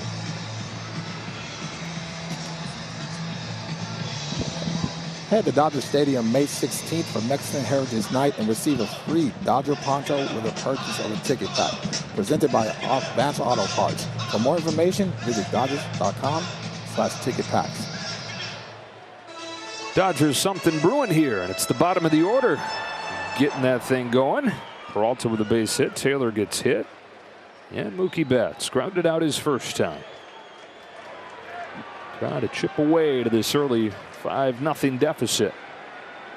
Betts, who's homered twice against Nola in his career. Attacks the first pitch, hits a liner to left field that drops in front of Schwarber. Come on. Peralta's headed for the plate. He will score. Throw goes into second, and the Dodgers are on the board. Mookie Betts showing more aggression lately. Goes after the first pitch as he did last night twice. And he's got an RBI single. Right man, right spot. We're yelling at from the dugout. He's definitely going to get his foot down. And I told him a line. The pitcher doesn't know what kind of stuff he got. He doesn't get to the mitt. So I love that. Middle fastball. And to be honest with you, no one's lucky that he didn't put that in his seats. I mean, you cannot miss the Mookie Betts like that, especially with runners in scoring position. Nice piece of hitting. Betts with a hit in 6 in a row. Freight Train still got some good legs on him. Yeah. Freight Train can't stop chugging. Still nobody out. 3 straight base runners to open the inning against Nola. Now it's Freeman, who doubled his first time. Yeah, and is ahead 1-0. Like Mookie, Freeman has 2 homers against Nola. A lot of meetings between those two. National League East. Taylor at second, Betts at first, Freeman in the air to center field for March. And there's the first out.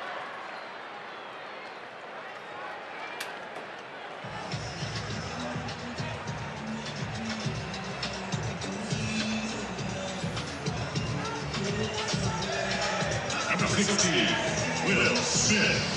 Talking about that previous wave of young guys, wave of rookies coming up in 2019. Time certainly flies to the point where Will Smith has graduated from that to being the steadying veteran to guide the next wave through.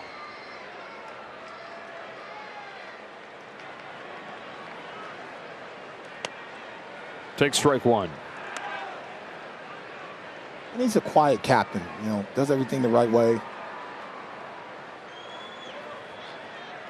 Especially with this intensity in Dodger Stadium and the expectations. You always need a guy in that locker room that says, hey, man, 1-3 wiggle, shake first, and let's go out there and compete. Golfs it to left. Schwarber comes on, puts it away. 2 gone.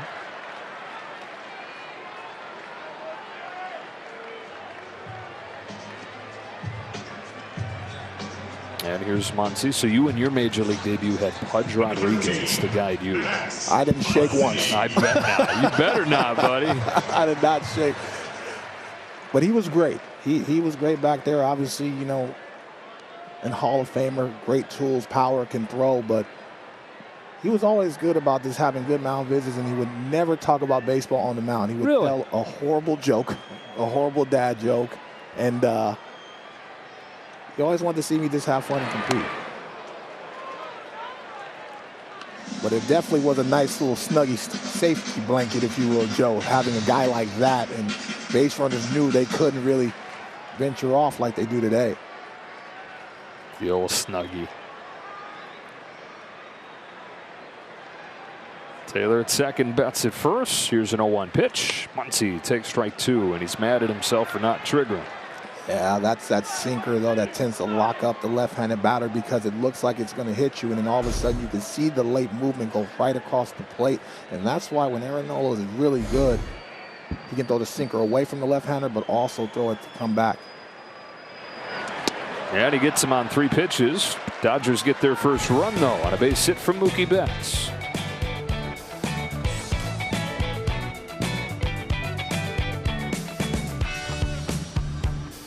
Mobile coverage cam as we welcome you back here to Dodger Stadium. Clayton Kershaw, the National League Pitcher of the Month for the month of April.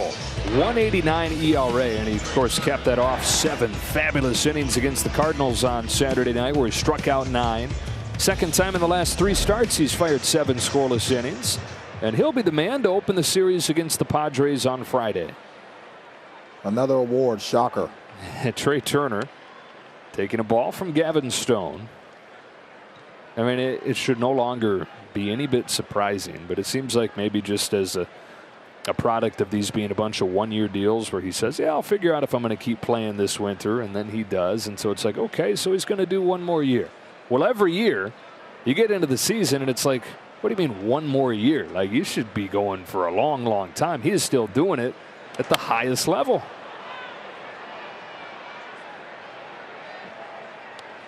How do you go home when you're putting up numbers like that year after year? And he's talked about that. You know, as long as he's still performing, as long as his family's happy with him doing this, then yeah, he sees himself continuing, but doesn't want to commit to doing that more than a year at a time because he doesn't feel like he can commit to pitching at the level that he feels like he needs to justify being around. And I also think it's also what how much money he wants to take from the Dodgers. I think he loves the Dodgers so much that he doesn't want to put them in a situation where he has a long-term deal at this point in his career. So respect and kudos to him. Fly to left. Peralta up into that bright sunshine to get Trey Turner. And the other thing is the health. And knock on wood, so far so good for him. But he said if he doesn't feel right physically, then obviously you're not going to feel like you can contribute. And Clayton says, I'm not interested in being around just for the sake of continuing to pitch. This guy's done everything at this point, but he's still having fun. He's still feeling healthy. And bottom line, he's still performing better than anybody in the National League at this point through a month. I mean, let's be honest. He's looking like the best free agent signing this offseason. I mean, for the value and what he's put up. Harper cracks a liner to right, and Harper's been on all 3 times here in his second game. Yeah, he's taking advantage of the young rookie's mistakes in the strike zone right now. So got the diamond chain game, flossing in the daytime, and it's a totally different lineup though when he's confident and he's barreling out baseballs like this. And so it is truly remarkable that his timing is on, because not having any rehab stint, how do you figure out your strike zone awareness, pitch awareness? So really talented. Castellanos doubled home a run his last time. Takes strike 1. Yeah, you figured it'd take some time. You figured it'd take more than 1 day. 12 hours. Bryce said after the game last night he felt like it was really good for him to see actual major league in-game pitching. I guess. Also get those competitive juices flowing. Julio did not take it easy on him, especially that slider. But when you're a competitor, you're like, okay, all right, you'll see me tomorrow. Strikeout to Castellanos, and there is the first major league strikeout for Gavin Stone. I like that it came on the slider. You know, we talk so much about the changeup, and I think a lot like Ryan Pepio, so much is made of that changeup, and I think teams are looking for that pitch. So you're going to have to throw your breaking ball over for a strike and a swing and miss pitch, and also trust your fastball. And I think this start is looking a lot like Ryan Pepio start in Pittsburgh last year, where the second time through the lineup, he struggled a little bit because they adjusted really quick to that changeup and forced him to throw the breaking ball and fastball, and he just couldn't do it within time. Now, the big leagues are different. You hear guys talk about that all the time, and what a great snapshot of that for a guy who averages more than 12 strikeouts per 9 innings. Gets his first one in his first big league start in the 4th inning. Ball and a strike on Stott.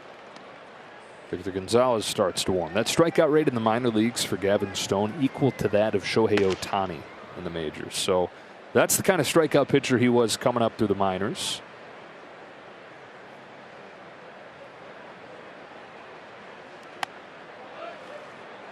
I believe he will be. It just plays off the fastball. I threw about 89 to 91, but I trusted my fastball, and so having Pudge Rodriguez there is like, hey man, you got to make these hitters honor that first before you go to that nasty slider. Because see, even behind an account at 91 miles an hour, he gets a foul ball, and it looks like the hitter is late. So when you're going to look back at this tape and be like, man, I think I'm pitching a little too fine, and I'm putting myself in really tough counts, I think the next time he goes out, you're going to see a better Gavin Stone be able to compete within the strike zone and then expand when he gets ahead. Harper at first, 2 gone, 2-2 to Bryson Stott. Popped up, left center field. Outman comes on with Peralta. Outman takes charge, makes the catch, and ends the inning.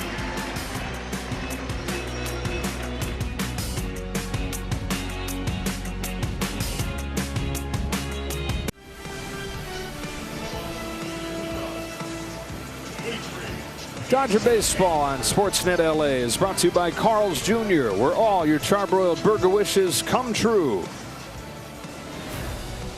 Dodgers have won 5 in a row, trying to come from behind to finish off a perfect homestand today. Jason Hayward starts the bottom of the 4th inning against Aaron Nola. Through the back door, strike 1.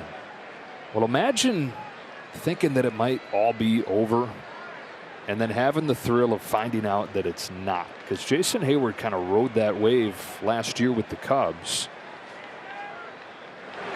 He gets hurt midseason. He's working his way back, but then he gets called into the principal's office, so to speak, and they sit him down and they say, hey, we're going to give the young guys a chance to play today, and we're going to let you out of your deal at the end of this year. So he's sitting there trying to get back, working hard to get healthy. And then he finds that out, and it's like, okay, well, now what do I do? They're going to release me. I've not done much in a couple years. I don't know if that phone's ever going to ring. So we've all felt that before, right? We've all been dumped or, fired or whatever it may be, a disappointment. He feels that and wonders if his career's over. But then 3 days after the official free agency period starts, the phone starts to ring. Dodgers immediately show interest. And he goes from wondering if his career's over and starting to think, okay, what's this going to look like once my career's finished, to have a new life and not just getting another contract, but a month through the season showing that he's still got something left in the tank. It's really turning into a really remarkable and fun story because you get to know the man and the makeup. And he came to the Dodgers like a lot of different players. They're humble, willing to change. You're seeing the fruits of that labor of hard work, especially working with hitting coach Aaron Bates. Just going out there and just getting a chance to compete. It doesn't matter how much money you make, how long you play. A lot like Clayton Kershaw, you just want to go out there and compete at the highest level against the best in the world. Dave Roberts talking this big league debut through with Gavin Stone. It would appear that he's finished 4 innings and that pitch count right up where he was maxing out in the minors. Your take on his first day? He struggled, but I think it's a learning experience in the sense of that, only 2 for 10 in the changeups, and that's your bread and butter.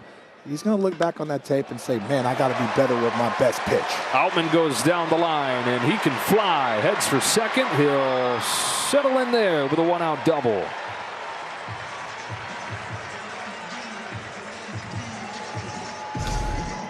Nice to see James with some loud contact. Nola making a mistake with that spinning breaking ball up, and he just barrels it.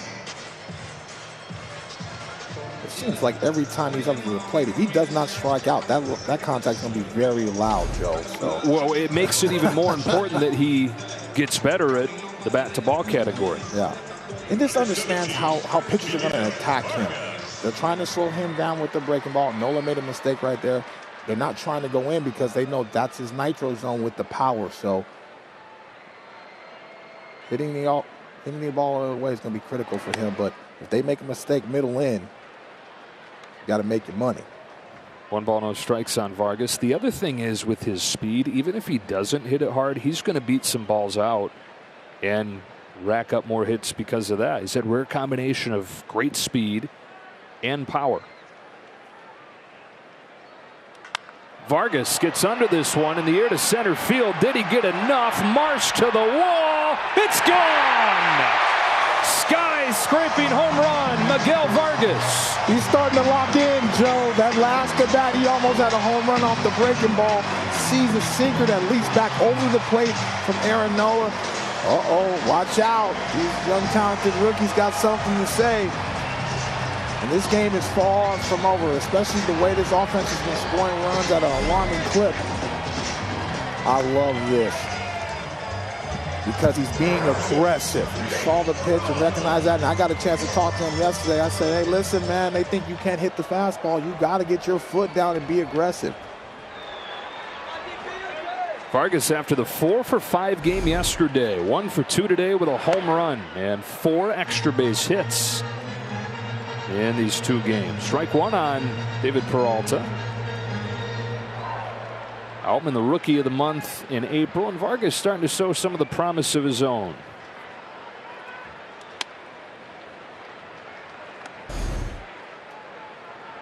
My guy. Rookie love. My guy. Let's get it, baby. We might have back-to-back billboards on Pico.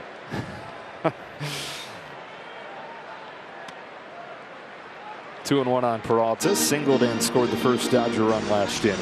You know, Miguel Vargas thought that last year he went a little bit too far in trying to generate pull side power because that's not who he is necessarily. He's always been a guy that's used the whole field. Great power to the right center field gap, but more doubles power. And instead of growing into that pull side power, he thought he chased it a little bit too much. He's gotten back this year to focusing on using the whole field. Kind of falling back to what he is, who he's been, with the thought being that swings like that, pull side power, it's going to come as he gets older and stronger and more experienced. Well, the hits are starting to come for the Dodgers here in the 4th. 3 in a row as Peralta gets his second. Freight train trying to turn back the clock like in the Diamondback uniform, and Dodger fans have seen that good swing way too often, recognizing again the breaking ball. And I think they're starting to understand that Aaron Nola, the second and third time around, is very confident of flirting that breaking ball. But if you stay back and stay in the center of that field, you can muscle up a lot of base hits. Pitching coach Caleb Cotham out to talk with Nola. Yeah, it's a good mound visit. It is, because it gives us a chance to give you a word from I Can Go to College. Start your future at a California community college. Enroll today and apply for financial aid at icangotocollege.com.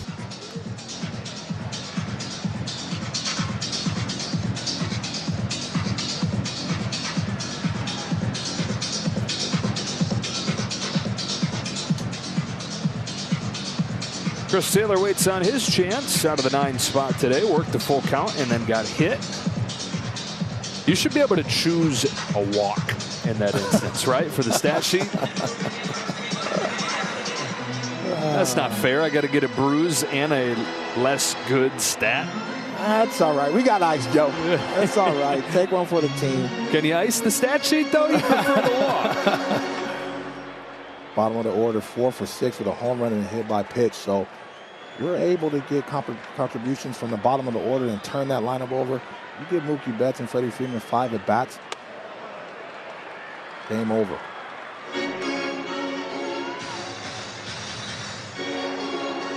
Almost hit him again. Got more ice. Dodgers got 1 last inning. They've got 2 in the bank here. They've got the tying run at the plate. Nola throws, and Taylor takes ball 2.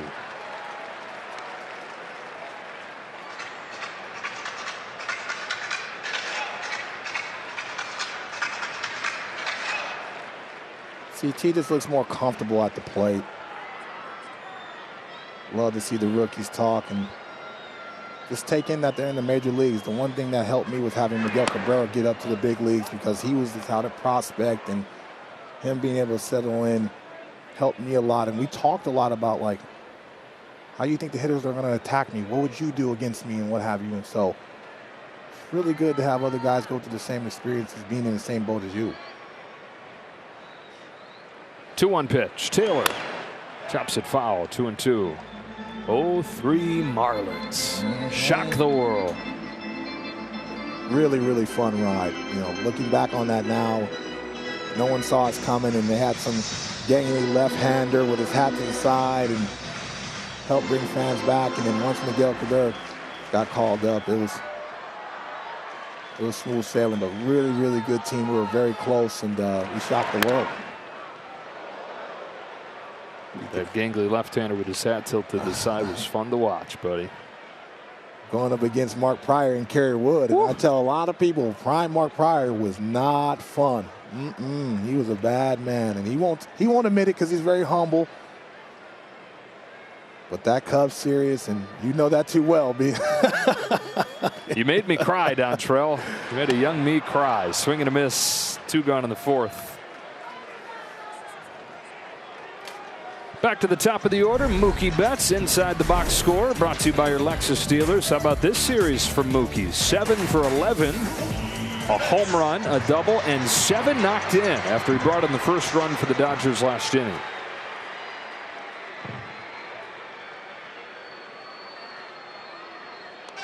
In true Mookie fashion, saw him before the game on Monday, congratulated him for his new baby, first time I'd seen him since, and his response was thanks. At least something's going right. And since then, 7 for 11. Nobody harder on Mookie Betts than Mookie Betts. Takes this one just low, ball 1. And I know all his teammates and everybody around him would like him to stop being like that. Don't be so hard on yourself. But I'm sure they'd all also admit that it's why he is who he is. It's why you're great at what you do. You know, you have a level of standard for yourself, and you believe in yourself, and you wouldn't be in the situation. Ooh, I do not like that call, by the way. Ooh.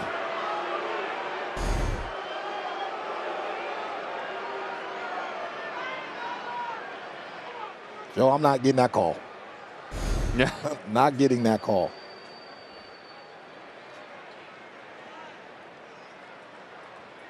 One. Betts fouls it off 1-2. That's what makes a good player great. The standard for yourself, the work ethic, being honest with yourself. If you're not as good as you can be, because you know how impactful you are, and if your timing is right, if your mind is right, he's talented enough to be able to carry your offense for a long time.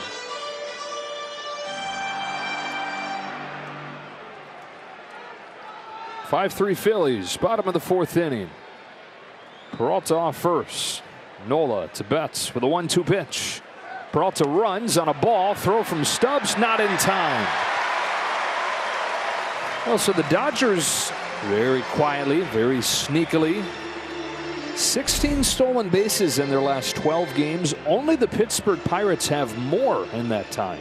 Well, you know what? I think that Pirates series really opened some eyes for the Dodger offense. They saw their pitching staff struggle to hold runners on, and all of a sudden, every time there was a base hit, it was a runner in scoring position very quickly, being able to steal a base. And I think this is where the game is going to trend to, especially if you have guys that have really good speed and trust their ability to take the next base, put runners in scoring position.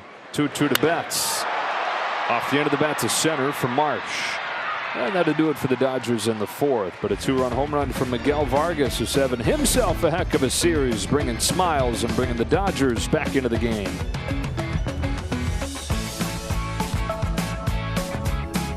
Is brought to you by AT&T Fiber. Get hyper-fast internet with AT&T Fiber. And by your Southern California Toyota dealers. Phillies 5, Dodgers 3 to the top of the 5th inning. Joe, Dontrell, and Kirsten, and Victor. Victor Gonzalez comes in replacing Gavin Stone, and he sure has pitched well. 4 games, no runs. Love that he came back into spring training in shape, and he looked absolutely phenomenal in spring training, being able to command the baseball 94 to 96. Love his arm angle, and he can throw the breaking ball at will. And I think he just provided some balance down there in that bullpen. They were struggling right before he came up, and definitely been settled in. Almost unrecognizable at first, right? Like we talk about how good a shape he came in. First one to Alec Bohm as he faces 6, 7, and 8 in the Phillies order. Misses away for ball 1. I think he understood that if Dave Roberts is going to use him multiple times a week, got to get in shape, man, to be able to throw that and handle that workload.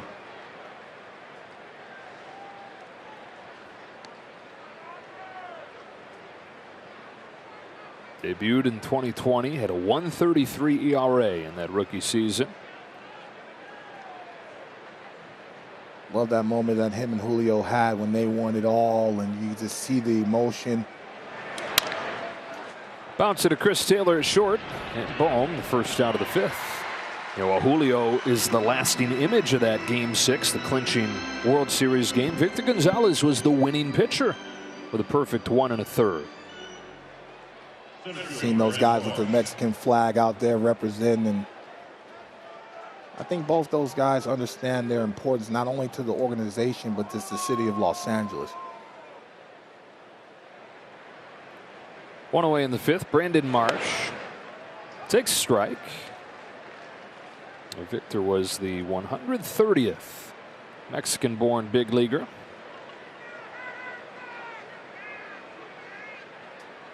Back to Mel Almada in the 1930s, who was born in Sonora, Mexico, but actually grew up in the United States, grew up in L.A.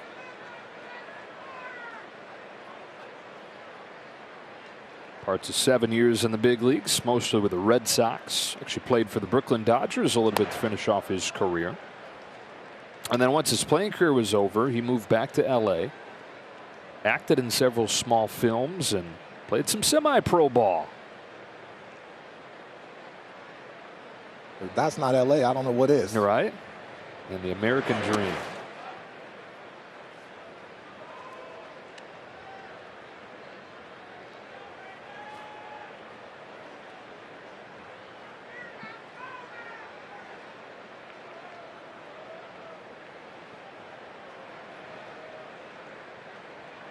Gonzalez home to Marsh with a 2-2 that cracks him in the arm. Ouch.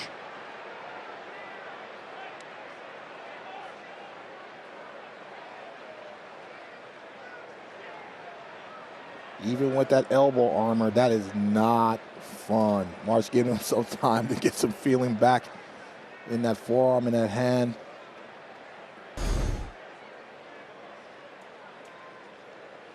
Hopefully he's okay. Gonzo trying to get that sinker in, and sometimes it just takes off. Ooh.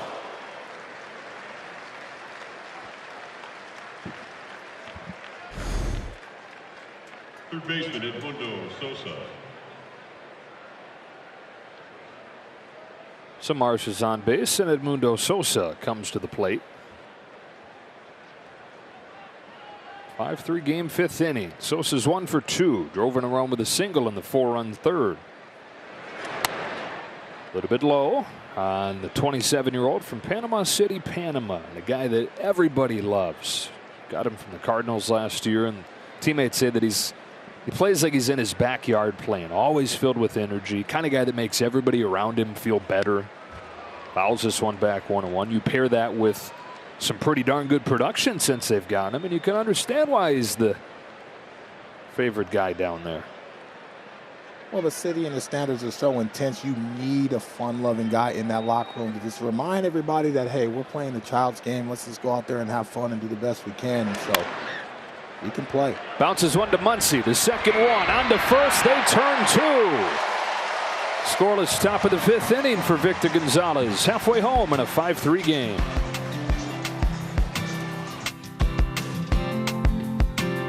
Padres visit Dodger Stadium May 12th through the 14th. For tickets, visit Dodgers.com/tickets. Haven't played yet, but they're going to change that in a big way shortly. Those 3 games this weekend in San Diego, the 3 back here at Dodger Stadium you just referenced. 6 of the next 9 will come between these National League West rivals. I think both sides are looking forward to this matchup, especially the way how the postseason ended last year. I'm sure the boys in blue are looking for some get back early and often. 2, 3, and 4 coming up against Aaron Nola. Speaking of get back, they're trying to get back into this game. They trailed 5-0, got 1 in the 3rd and 2 in the 4th. Padres are in the series rubber match against the Reds currently and leading 4-0. Brett Sullivan, a rookie catcher, came into today with 2 hits in his big league career, no RBIs. He's got a 2-run double and a 2-run homer, accounting for the Padres' 4 runs.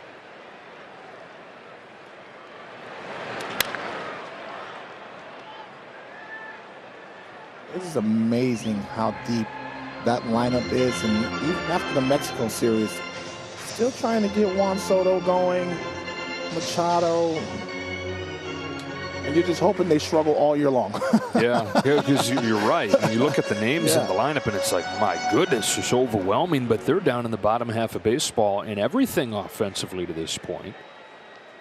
Still trying to learn how to win together. I think that's a component that doesn't necessarily go on the back of a baseball card, but is very important. Stotts had a really busy day at second, and he scrapes up this grounder to get Freeman. It'll be Clayton Kershaw and Joe Musgrove Friday night at Petco Park, 6:40 Pacific time. The gas like that, huh? Jumping on Cinco de Mayo. Oh wow! When I was an ace for 4 months in my career, yeah, I love that type of marquee matchup. You know, but you know, one mistake could lose the ball game. So you always want to go up against the other side's best pitcher and see if you can go pitch for pitch for those guys. So that should be a fun matchup. Will Smith 0 for 2 today. Line to right, flied to left. 1-0 pitch.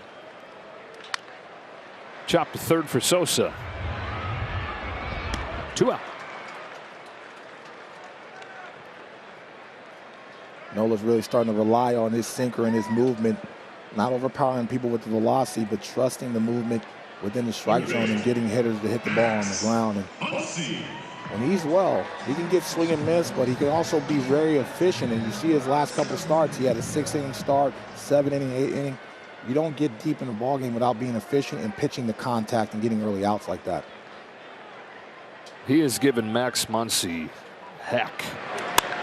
Muncy tries to return the favor here with a fly ball to deep right center, but just missed it. And Muncy is now 1 for 18 with 10 Ks against Nola lifetime.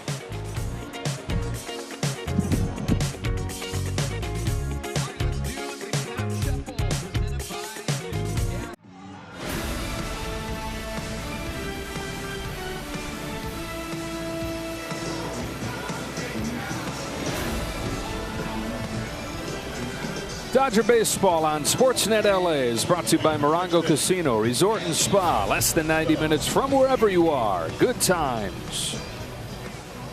Phillies got 1 in the 4th, or 1 in the 1st, 4 in the 3rd. Dodgers got 1 in the 3rd and 2 in the 4th. So 5-3 the score as Garrett Stubbs takes downstairs ball 1 from Victor Gonzalez. Stubbs had a beautiful bunt hit to bring home a run as part of that 4-run inning. Only his 3rd hit of the year. Followed by Schwarber and Turner in this inning. Yency Almonte. Good chance he's for Trey Turner. Mr. Miami himself. Oh. Always tells me he used to come to a lot of Marlins games to watch me pitch. I said, I don't believe that. Why wouldn't you believe him? Because back in the day, well, actually still to this day, they only averaged about 8, 9. You know, I met 1 million season ticket holders for a stadium that only gets 10 to 15,000. You know, well, I'm proud to say when I was pitching, I had that thing jumping. Not that first day, though, huh? We're talking about your debut. It's strike 3, 1 gone in the 6th. Really good slider by Gonzo, but like 10,000. Yeah, about that. I had to start against Randy Johnson, though. That was about, it felt like 30,000. Wow. It was fun. It was fun. But nevertheless, I love when Gonzo is able to sweep that slider away. Consistent velocity down sets that up. He's going to need it against this big man.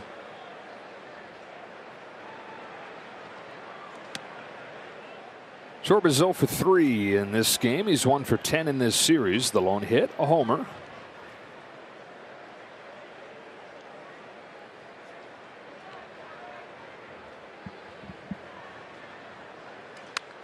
Led the league in homers last year, and then a lot of the qualities that Phillies championship team came to be known for, you know, the chemistry and the belief when nobody thought they could, the fun that they seemed to have. A lot of that trickled down from Kyle Schwarber and the impact he had as a leader.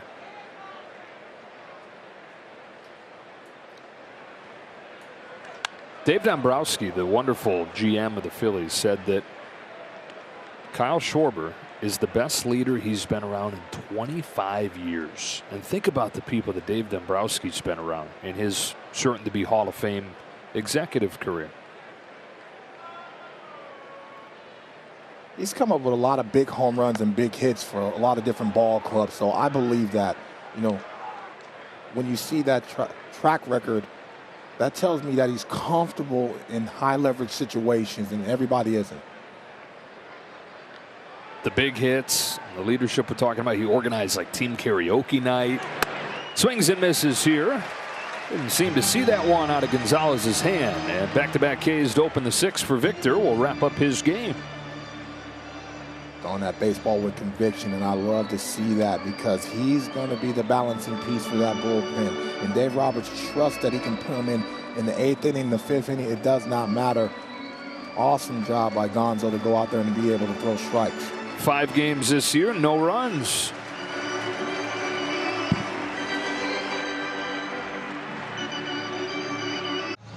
Victor Gonzalez, more stellar relief work.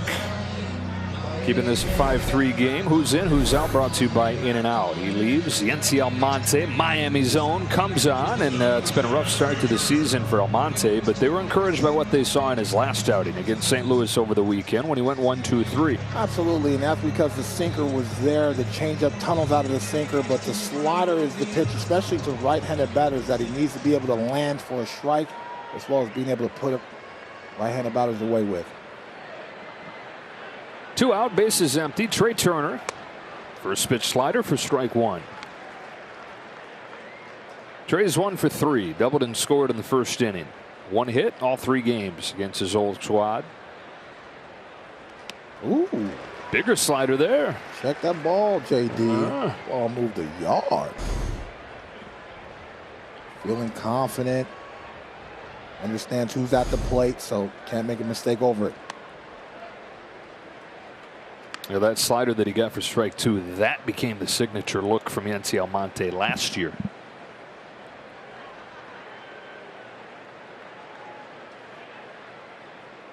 Got him looking. And between Victor Gonzalez and Yency Almonte, 3 Ks in this scoreless 6th.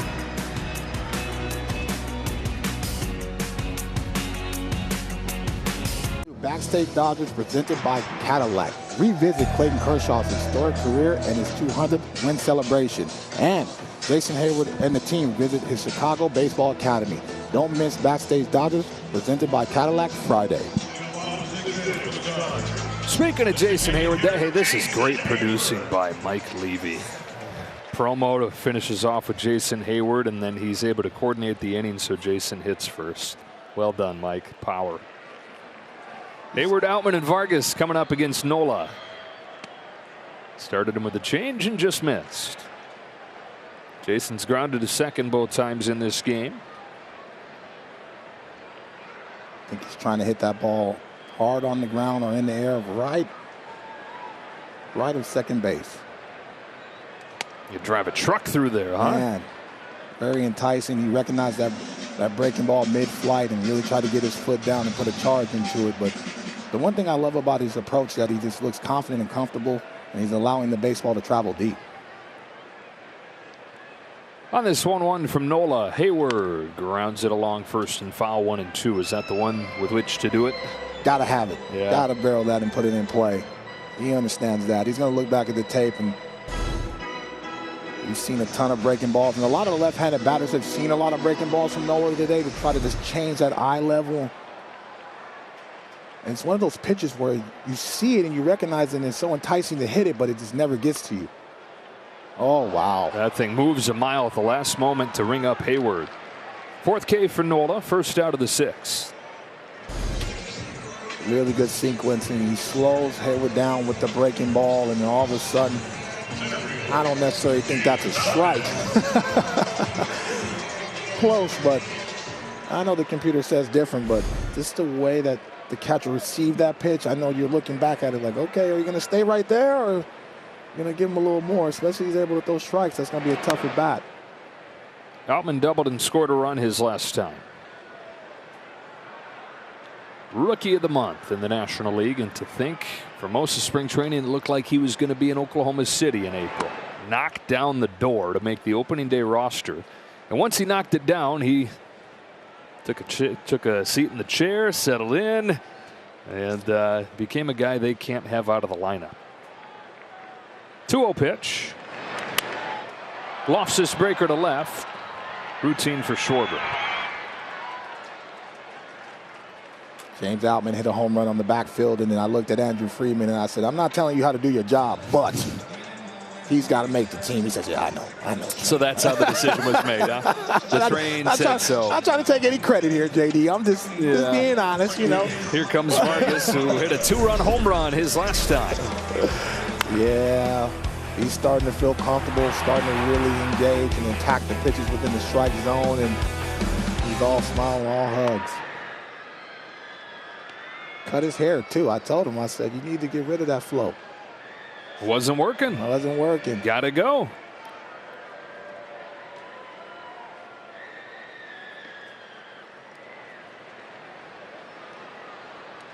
Yeah, I grew my hair out in 2005, and people were trying to pay me to cut my hair. Ken Griffey Jr. said, I don't care how many games you win, D-Train, you need to cut that flow. That's not a good flow right there. Look like a dirty Q-tip running around here.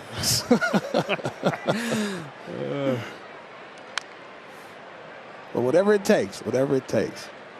Also, me with the afro looks like a throwback 70s pitcher. A little too hot for Miami, but that's the one thing you love about sports and athletes, you know. Sometimes the flow works, sometimes it doesn't. Different routes to work, different foods.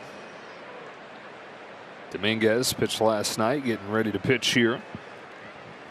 Nola looking for 1, 2, 3, 6th.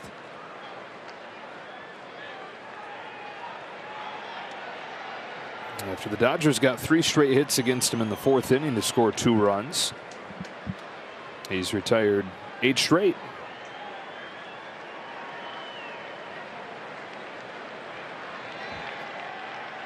Philly finally has a lead, so you're going to see a lot of their plus guys come out of that bullpen. Strikes out Vargas to finish off the 6th.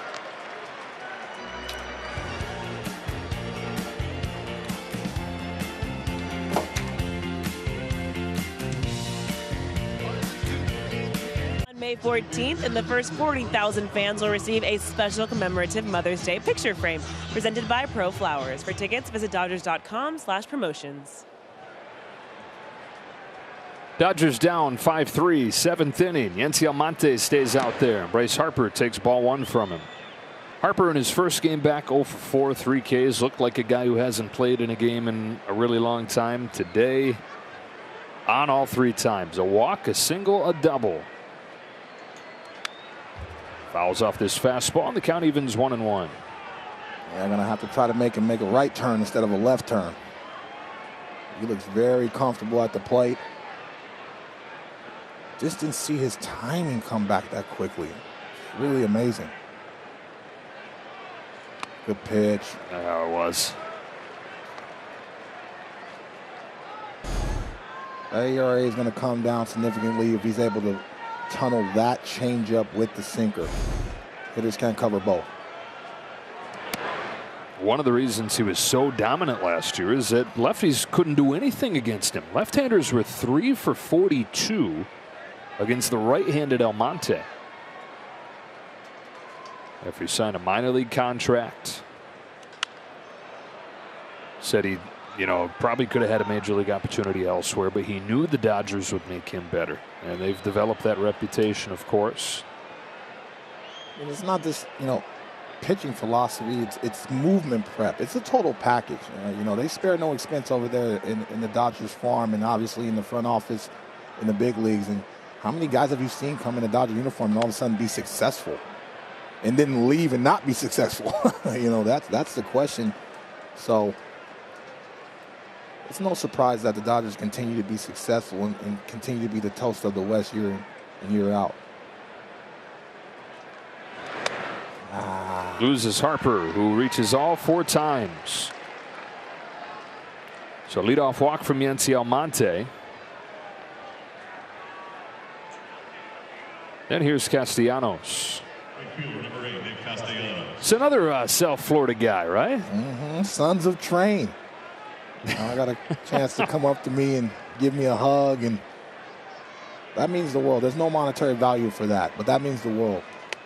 The Anthony Rizzo's, Eric Hosmer's, the Castellanos, Jesus Luzardo, they all just tell me countless cool stories about being at the stadium and watching us win, because now that I'm that old, really fun to hear these guys that are talented in the big league say, hey, man, you inspired us to, just the team, not myself, but just the team in South Florida, to be impactful and follow their dreams as being a big leaguer. Well, Nick was right in that fan prime time when you debuted. He was 10 or 11 years old. Good take here, and the count's 1-2. He's been dreaming of being a big leaguer for as long as he can remember. First verbalized that dream, his mom says, when he was 5 years old. That's when he told his mom he wanted to be a baseball player when he grew up, and that he wanted to lose the stuffed animals and start sleeping with his bat. Swing and a miss here. Almonte strikes him out with the slider.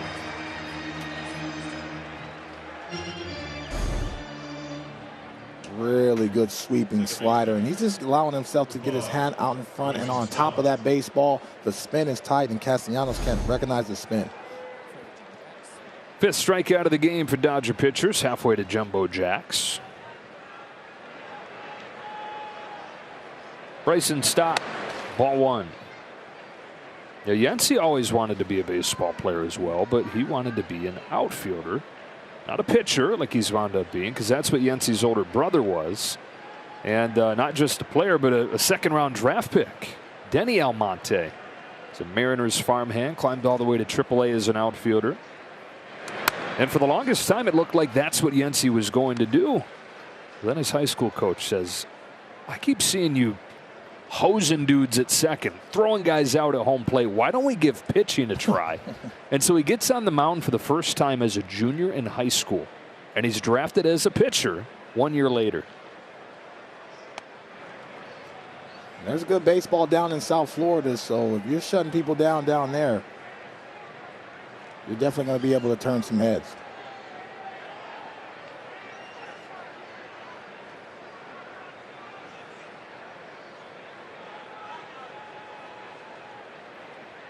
His 2-1 pitch fouled off, and it's 2-2. 97 with the Heat.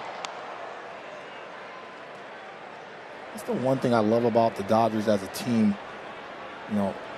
Getting to see those guys and hang out with them in spring training and in my position of being a special assistant. This is the nicest ball club. I mean, and Doc's the tip of that spear, but they're so welcoming as far as information and things and the way they're thinking about and how they train. And Yency's one of those guys. Always has a smile on his face until he gets on that mound, but someone that just loves pitching and loves the game of baseball. 28 years old in his 6th year. Second one with the Dodgers. Home with a 2-2 to Stott. Bounce to short. To second one. Vargas to first. Not in time. It was hit pretty softly. And Stott's got decent wheels. So the inning continues with a fielder's choice. Good changeup by Yancey right there, down and away and not trying to do too much. CT getting the lead runner, trying to turn that, but that ball was not hit hard enough to be able to turn a double play. 5-3 Phils, 2 gone in the 7th. Alec Boehm comes up, runner at first.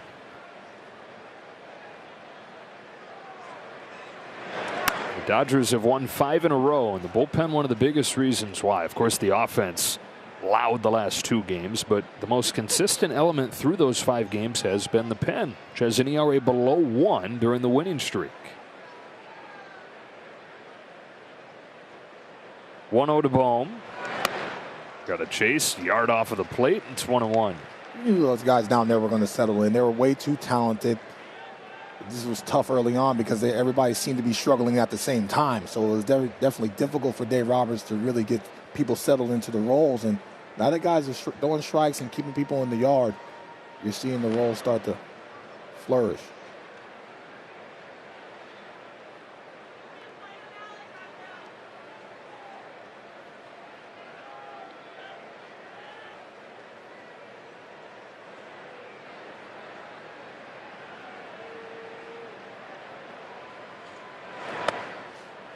Ball 2 on Boehm. Saw Caleb Ferguson loosening. He's ready to go. Left-handed batting Brandon Marsh is on deck. Joe, you remember first game call we had? I had Chicago-style pizza. Yeah, what do you need? I feel like you're leading into 2-2. What would you like? Oh, man. What does Mr. D train himself on? I would like some nachos. I've never had nachos at Dodger Stadium. I'm usually a nacho guy at every stadium, nacho connoisseur, if you will. You know, I know you're a big salad guy. You make me sound so exciting. Off the end of the bat to right, Mookie Betts is there. Dontrell, you can handle the bottom of the 7th. I'm going to go get to work running for your nachos. I appreciate you.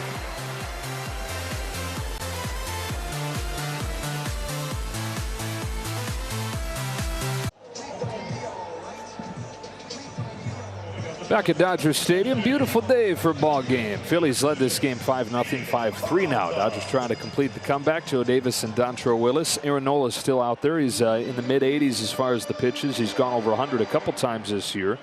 And you mentioned it, after Nola, you're going to get, assuming you don't get a lead here, some of the best relief arms in the league. Yeah, they have a ton of firepower in that bullpen. A lot of guys that can touch 100 miles an hour and throw sliders at 92 miles an hour. So hoping that you can scratch a couple more runs off the starter, especially seeing the lineup for a 3rd time through. 8-9-1 here. David Peralta is singled against him both times. Bounces this ball gently to first, and Boehm will take it himself.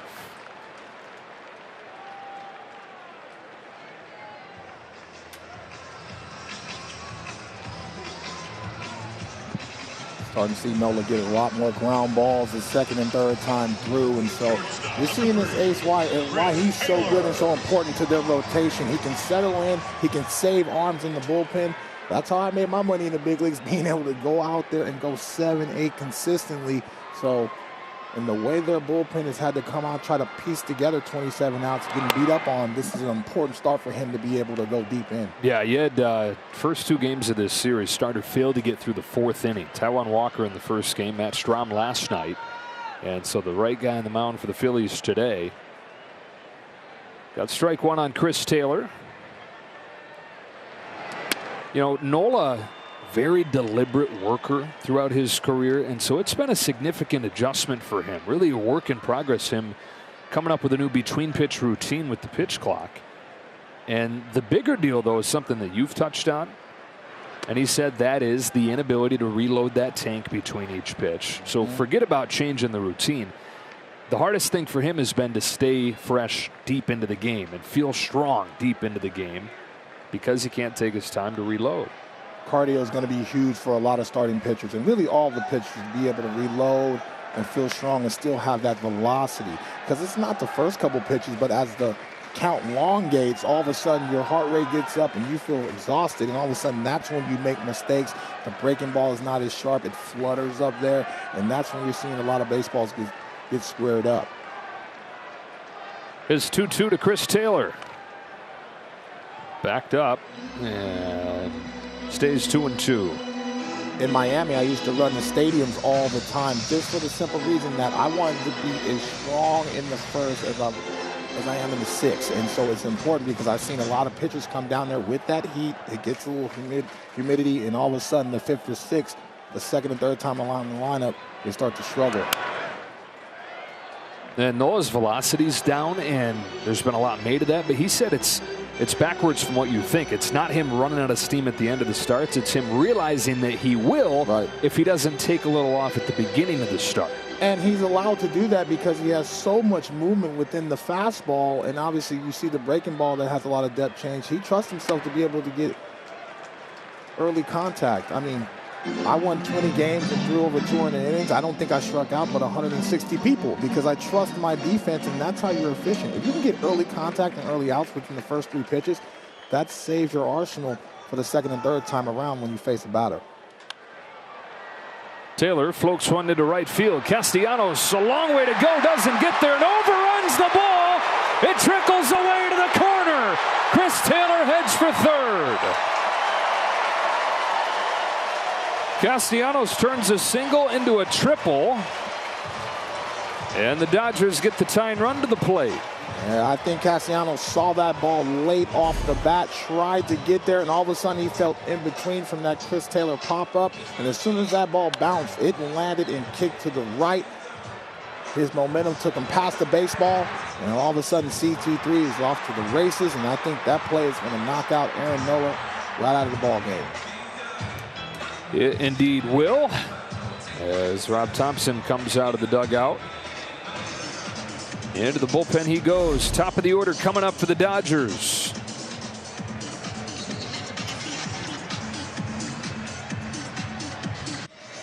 Stat line right there. After the short start's first 2 games in this series for the Phillies, he does well. Man at third is his responsibility, as Sir Anthony Dominguez comes on for the second time in this series and faces the top of the Dodger order. Right-handed fireball, fastball anywhere from 97 to 100 miles an hour. Really, really good slider. That's his swing and miss, and has pitched a lot better than that ERA at 5 says. Mookie Betts at the plate, 1 for 3 with an RBI single. 7 hits in the 3 games in this series, and he takes ball 1 from Dominguez. Oh, the Phillies bullpen is red hot coming into this series, but has given up 14 runs the last 2 games as they've used mostly bottom of the barrel pieces. You know, you don't have the lead. You're not going to throw Jose Alvarado out there.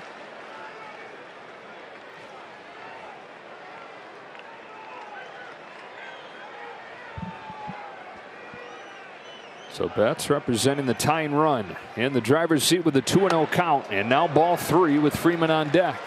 Yeah, it's a little tricky, especially when you're coming in a high leverage situations. Just be able to find the strike zone, but when you have Mookie Betts at the plate, the team's hottest hitter right now, you tend to overthrow the baseball, and Dominguez still trying to find the strike zone.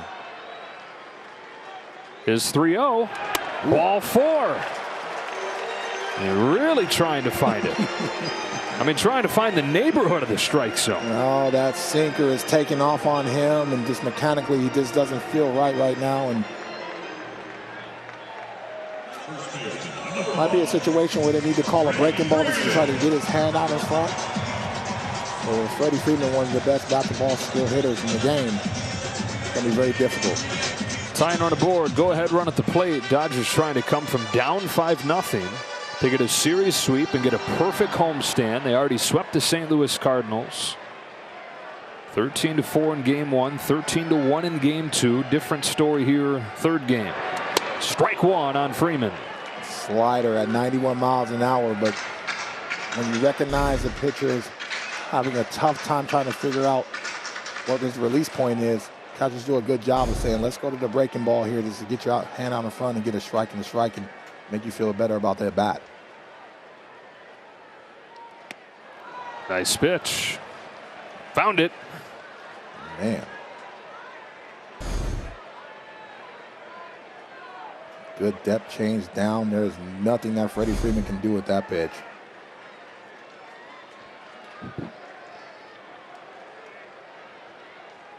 Oh, 2.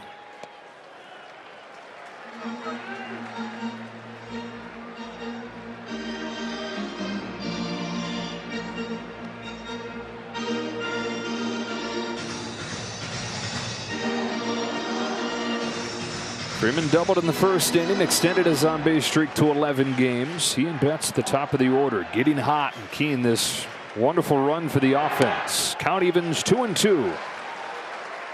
Good take by Freddie right there. He understands that Dominguez is trying to attack him with that slider down.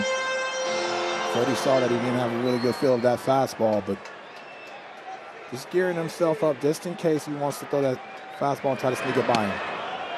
He's worked it full. I would have swung at that, Joe. Well, yeah, you're not paid millions of dollars to hit, so.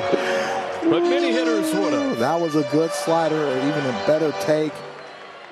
I just love that about Freddie, that he never lets anybody off the hook. You have to get him out within the strike zone more often than not. Taylor at third, Betts at first. Freddie Freeman lifts the ball in the air, right field. Castellanos back at the track, makes the catch.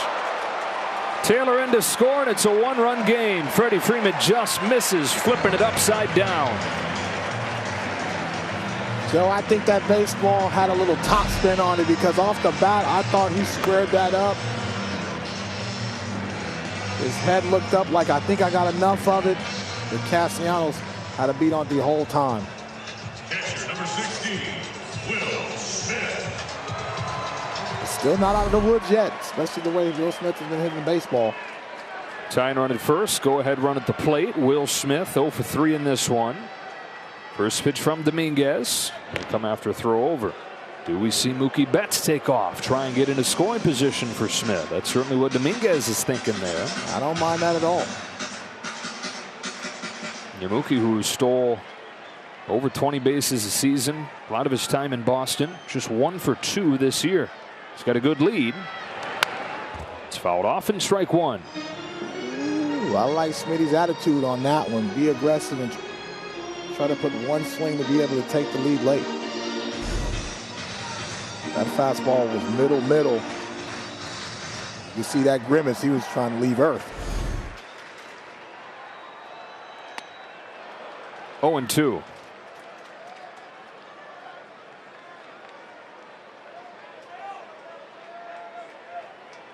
Love that Will chokes up on the bat, especially when it's 2 strikes. Strong enough just to be able to barrel some baseballs.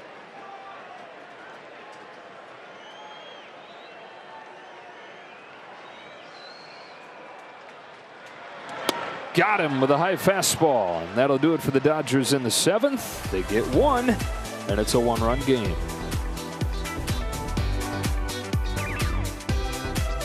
Homestand wraps up here today, and then the Dodgers hit the road. 3 in San Diego, and then they head to Milwaukee for 3 games with the Brewers. Clayton Kershaw, Joe Musgrove on Friday night. That's at 6:30 Pacific, 5:30 on Saturday, 4 o'clock on Sunday on ESPN with Sunday Night Baseball. Dodgers trail this homestand finale 5-4 as you go to the 8th inning. Caleb Ferguson comes on to pitch. He has been one of the consistent bright spots in the pen this year, putting up zeros in 11 of his 12 games. Yeah, commanding the fastball is key for him like anybody else, but I love that he has that big sweeping breaking ball to slow hitters down. Just looks very confident on the mound. Good strike one on Brandon Marsh.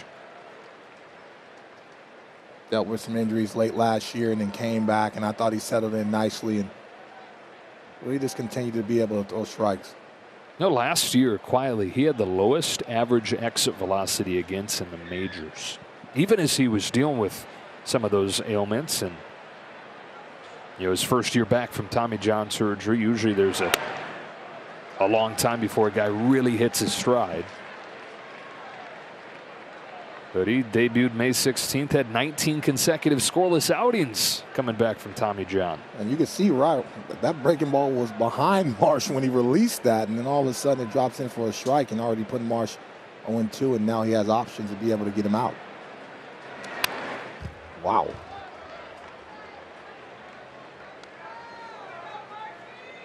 Definition of protecting there if you're Marsh. That ball's almost a yard off the plate. Sometimes you want to throw a fastball in, lefty on lefty, and not lose him. Already been hit once, but just to be able to get him off that. Got him with a high fastball. That's the option he chooses to finish him off after getting to 0-2. Listen, I walked a lot of guys, but I've also got a bunch of strikeouts too. Love that sequence, being able to throw that high velocity fastball. Marsh cannot cover the breaking ball that slows him down, and the fastball up puts the hitter on the defensive and in between. Caleb, like a lot of pitchers, will tell you that he's at his best when he's thinking what you're saying, which is my stuff is just better than the hitter can handle.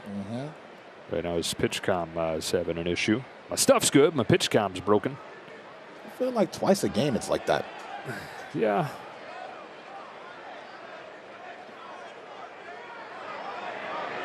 Home plate umpire Edwin Moscoso, I don't know if he called a violation, but whatever he did, it's enough to bring Dave Roberts out. Yeah, I'd be a little spicy too. He's pointing to his head like, hey, you're supposed to be able to get us a timeout with your pitch comm.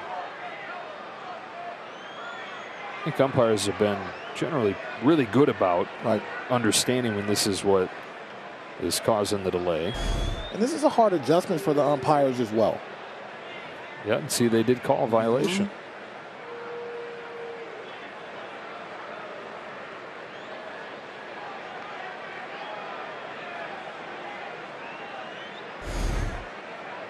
Caleb has that look like when your parents think they caught you doing something and you really didn't do it.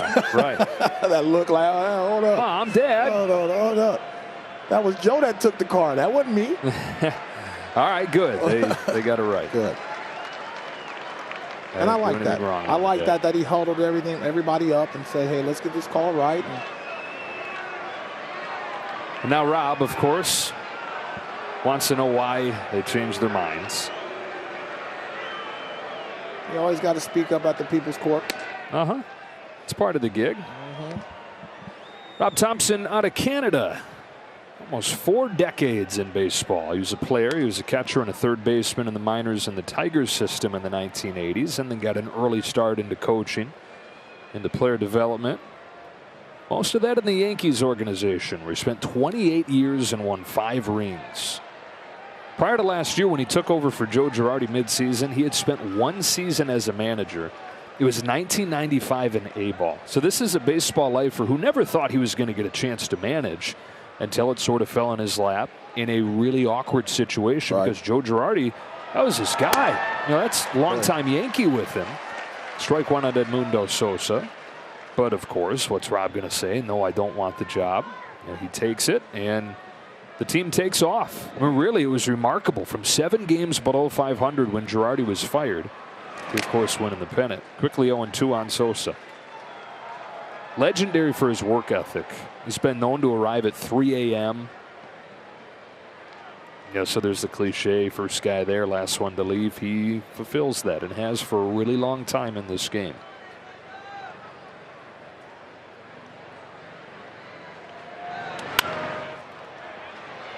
Short right field. Mookie's there.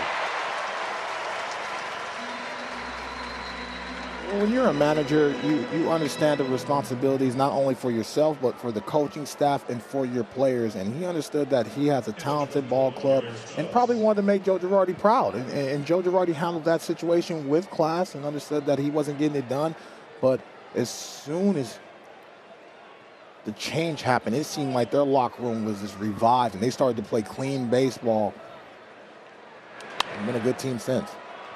Garrett Stubbs fouls it off. Well, a lot of young guys last year on that team that, you know, Joe Girardi, very intense. Yeah. Oh, he managed the Marlins, I know. Yeah, so well, the thought was that they were maybe not in the best environment with him being the lead guy, and you know, Thompson takes over, and a little more room for the rookies to be themselves, to feel like they can breathe and smile. And a lot of them started to flourish. That's a 1-2-3 inning for Caleb Ferguson. To the bottom of the 8th, Dodgers down a run. Post-game show with John and Nomar and Adrian. They hope they're going to be recapping a big comeback. Dodgers trailed this game 5-0, 5-4 as we go to the bottom of the 8th. And one of the most dominant relievers in baseball. In fact, remove one of, he has been the most dominant reliever so far this season. The second pitcher in baseball history to have a month with 24 strikeouts and no walks. Eric Gagne did it in 2002. Jose Alvarado did it in April of 2023. He is max effort, power sinker at 100 miles an hour, power slider falling away from the left-handed batter. Max Muncy's got his But a tough time cut out. He takes ball one. And so with a run of left-handers in the lineup here, with this being the heart of the order, Rob Thompson deploys him for the 8th inning and hopes that he can work quickly, and whoever he chooses in the 9th can have the bottom. 1 ball and 1 strike. I think Thompson believes this is the game right here. In every situation, every game, it could be in the 1st inning or the 8th inning. You bring in your best weapon to shut down the heart of the lineup, and it's right now. Pop fly, left side of the infield. Sosa to get Muncy. And he saw Miguel Rojas is headed up there as a pinch hitter for Jason Hayward. Dave Roberts will utilize his righties off of the bench here.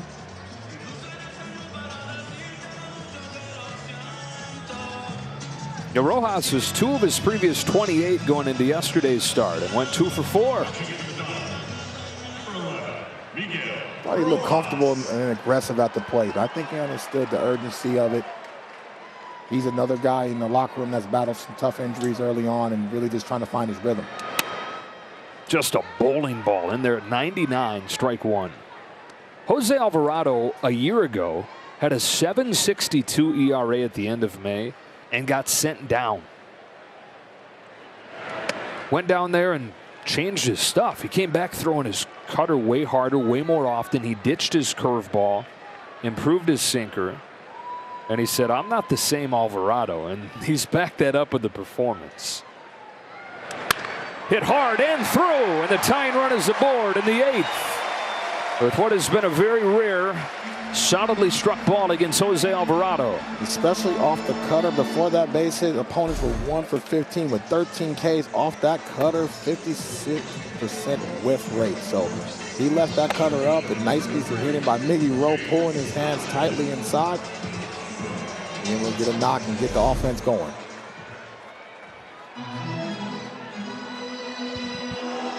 Tying run aboard. Go ahead run at the plate, and it's James Outman, who has succeeded against left-handers more than anybody saw coming. And does so again, slapping one by third. Takes 100, hits it the other way. Rojas headed for third, he's safe. Into second goes Outman. Tying run 90 feet away. Go ahead run in scoring position. How about James Outman? Lefty on lefty, turning the fastball, letting it travel deep, and I love that. That swing was short to the baseball. He understood that Alvarado throws hard. It doesn't take much to generate a lot of power. Good piece of hitting. Look at Miggy Rowe get on his horse. I love that style of baseball. That's where I come from. Take the extra base, put the pressure on the defense to play clean baseball and make the play. That's how you win championships.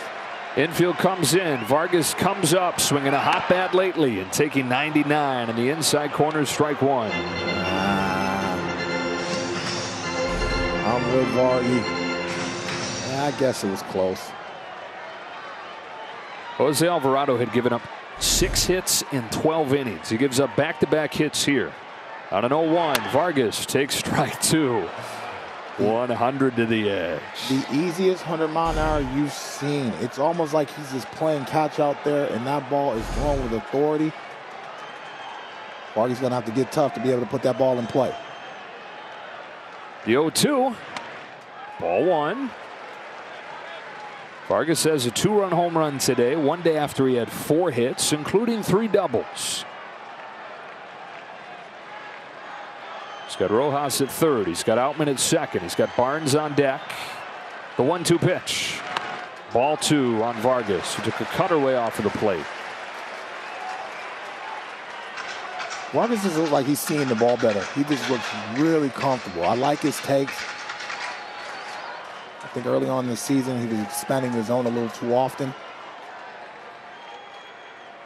On 2-2, Vargas pulls one sharply. It's to short. Throw comes home, and Stubbs tags Rojas. Infield in pays off, and the Phillies are still in front 5-4.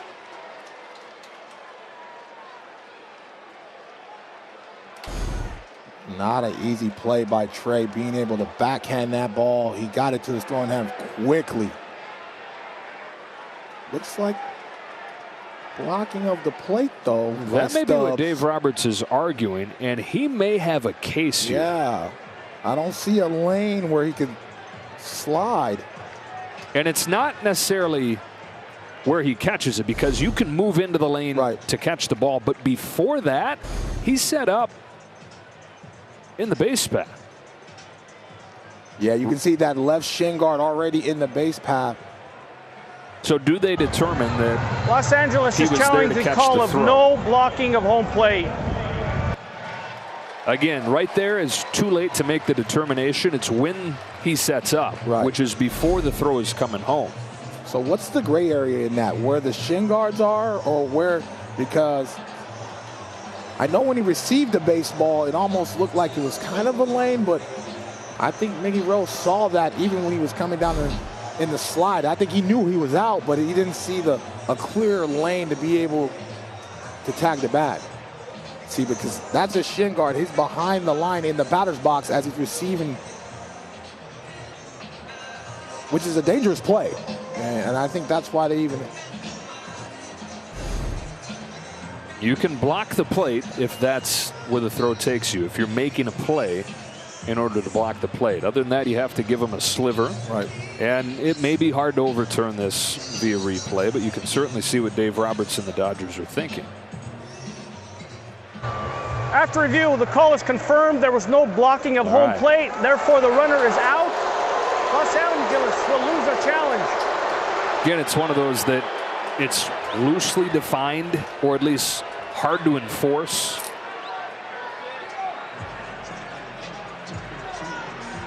I mean, you have to challenge this because of timing and obviously the play. I thought that was a coin toss. I thought that could have went either way. Well, Stubbs, who at this point has the game-winning RBI as it stands right now on a bunt single back in that 4-run third inning.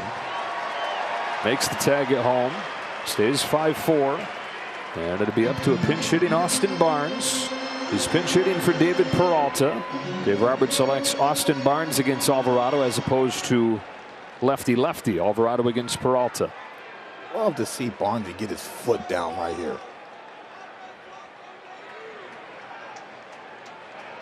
First pitch. Fouls it off. Like the attitude, Barnes. He's being aggressive and not allowing Alvarado to get ahead with that fastball.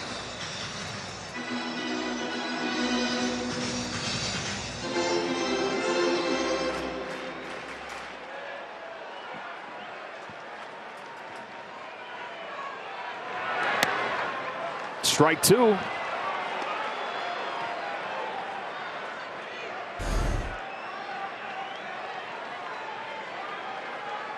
Dodgers had second and third, one gone. Alvarado a strike away from getting out of it. His 0-2 pitch.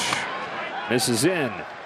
Into scoring position goes Vargas. Phillies, the confidence in Alvarado and not wanting to mess around throwing the ball around, let him take it.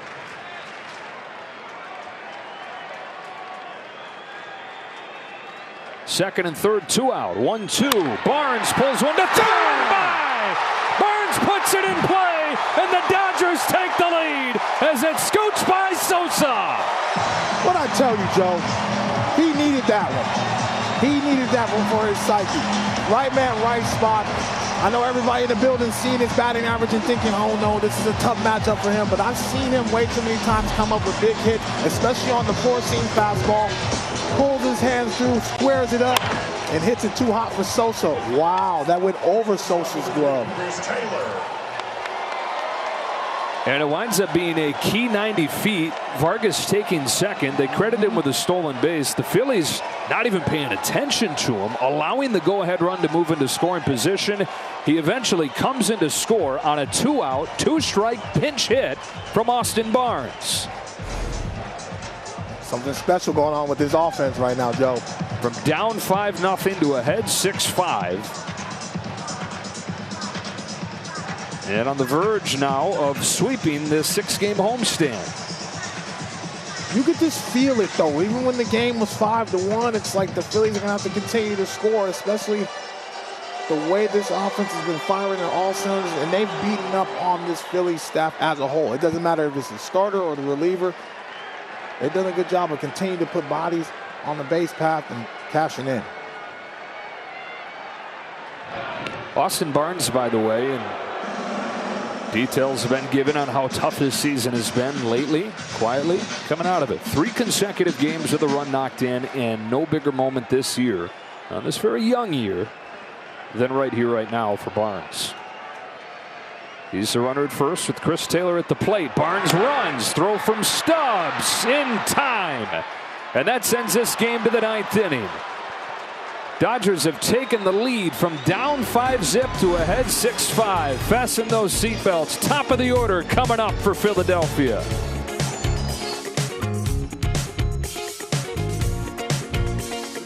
Southern California Volkswagen dealers. It just happened. Austin Barnes sneaks it by Edmundo Sosa.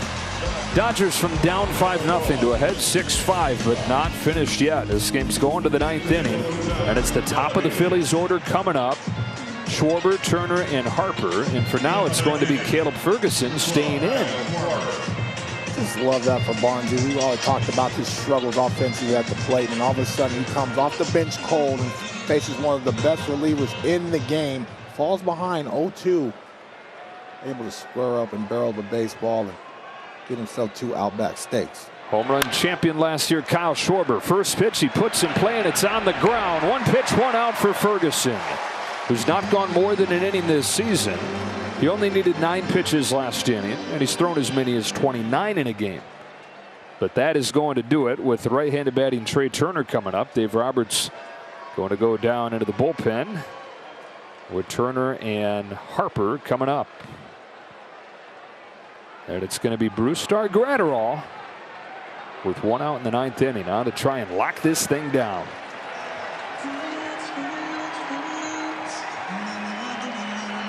Rojas, after pinch hitting, stays in, plays short. Chris Taylor goes from short to left, where David Peralta had been before Barnes pinch hit for him.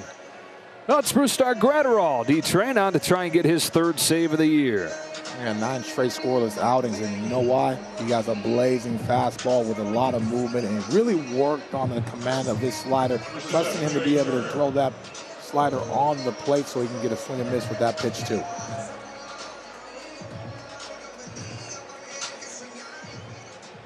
The hitter is Trey Turner, and then it's Bryce Harper, and so Brusdar Graterol is going to earn it.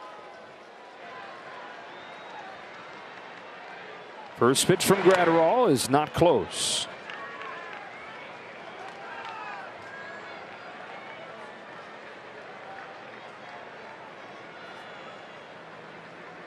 Graterol 9 straight scoreless outings. 100 comes back and clips the corner, even the count. This spring training, I said, I'm going to stand in on one of your bullpens. And he was nice and easy, but I just wanted to see the velocity. His effort level does not match his velocity. He just looks like he's pitching and catching out there, and that ball comes out humming. Still trying to get a feel of that slider and make it more competitive in the zone. Bends Turner back. This is not a guy you want to walk. You don't want to walk anybody, but given the new rules, given the Dodgers' issues controlling the running game, and especially given the 1-run score. Good pitch. Right on the corner, and it's 3-2. Not too many hitters in baseball can stay covering that pitch, especially it's like Aaron Nola, like this about 10 miles an hour harder. You know, with the movement, late life. There's been a lot of 50-50 calls on both sides today. I think he throws that same pitch, he gets him. 6-5 9th inning. 3-2 from Brusdar Graterol. Baltimore chop. Rojas, bare hand, no way!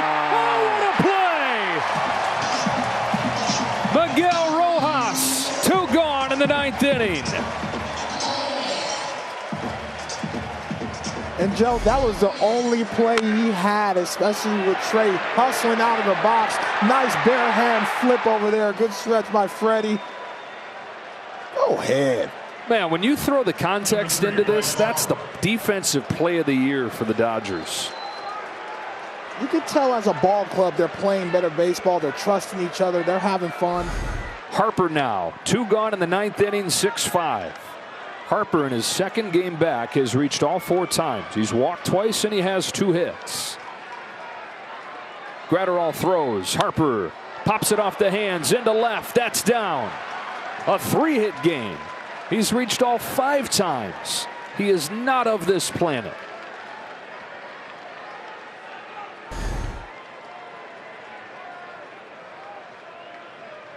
Number 8, Nick Castellanos. I mean, Joe, honestly, I'm just shaking my head over here because he seems like he's mid-season form right now. I mean, not only the hits, but just the takes, the strike zone awareness. I mean, this guy, well, that's why he gets paid the big bucks, I guess. I mean, you're just seeing that in person, and you're just taking that all in. And I mean, he's got to basically put a J.J. Watt elbow guard on because he's still not fully healed. And for him to be able to do that is remarkable. Strike 1 on Nick Castellanos. Dodgers still an out away. Phillies now have the go-ahead run at the plate in the form of a guy that's been their hottest hitter lately.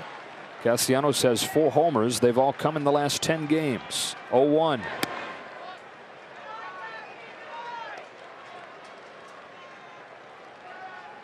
Phillies got a run in the 1st. They got 4 runs in the 3rd and led 5-0. A chase way out there. Dodgers got 1 in the 3rd. They got 2 in the 4th. 1 in the 7th, 2 in the 8th. And now lead 6-5 in the 9th. He's trying to hunt the fastball. Good job by Gratterall throwing that slider. Oh. Right where he wanted it. Castellanos took it. And it's 2-2.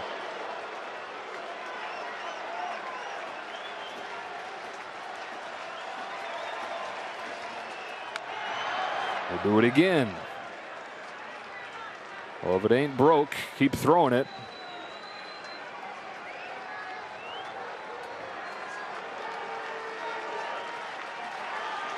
Trying to hold on to what would be one of the best wins of the year. 2-2. Another take. Same thing, and Castellanos refuses to bite. It was a ball out of his head, and Castellanos recognized that. He's able to throw it outer 3rd. Castellanos, I believe, will offer at it. Harper goes down the line, foul. Tying run's going to get a head start here with 2 gone and a 3-2 count. This will be the 8th pitch from Brusdar Graterol to Nick Castellanos.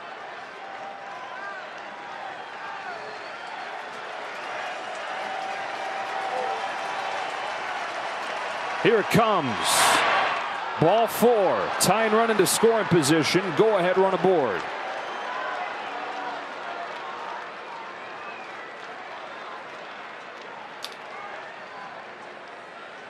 Number 5, Bryson Stott.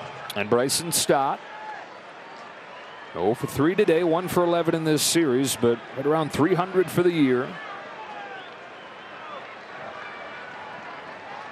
Stott scrappy at the plate. Doesn't mind hitting the ball the other way. So really interesting to see what Gratterall would throw him. In on the hands. Strike 1.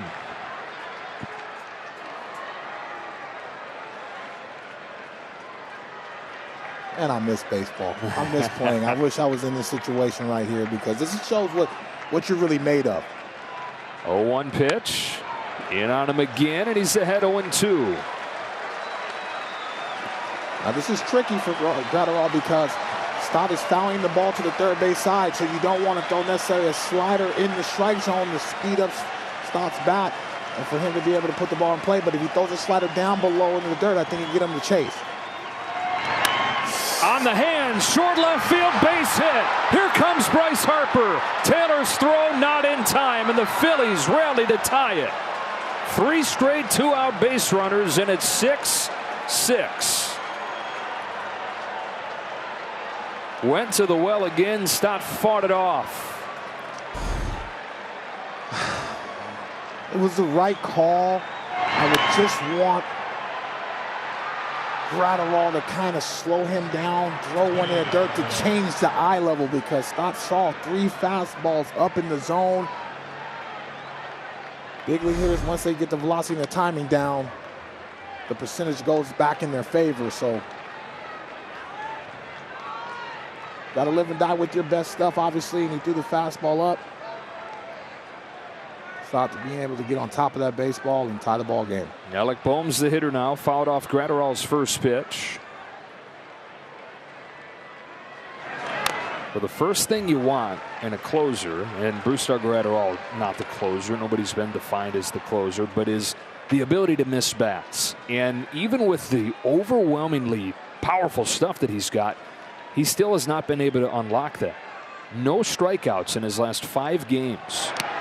And the Phillies simply today put the ball in play. Not a lot hard hit, but it's been enough, and it's shown why you so desperately want to be able to miss bats in the 9th inning, to take chance, to take luck out of the equation. Swing and a miss. Able to get it there to finish off the 9th inning. So the Phillies were down to their last strike, back-to-back hitters. Gratterall couldn't finish off Castellanos or Stott, and the Dodgers can't finish off the Phillies in the 9th.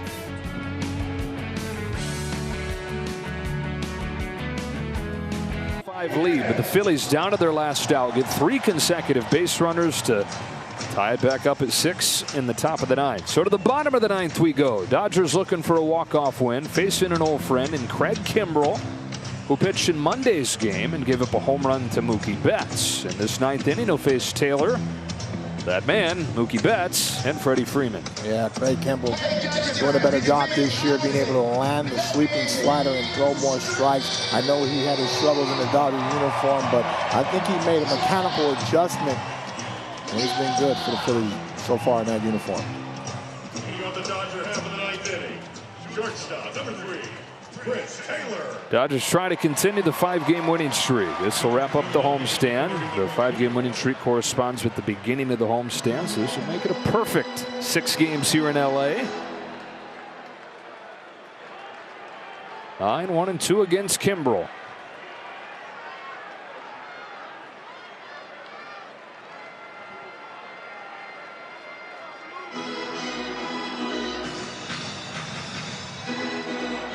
Got their own pitch count problems. Yeah, somebody need to go to Radio Shack. That's right. Everybody's technology is busted up. Bring a Mophie out there or something.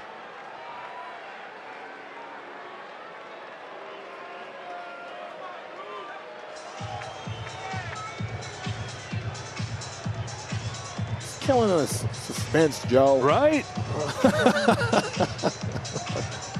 Let's get to it. One swing could end it. There are 3 guys coming up that have the ability to do that. Taylor, Betts, and Freeman, all with 5 home runs so far this year.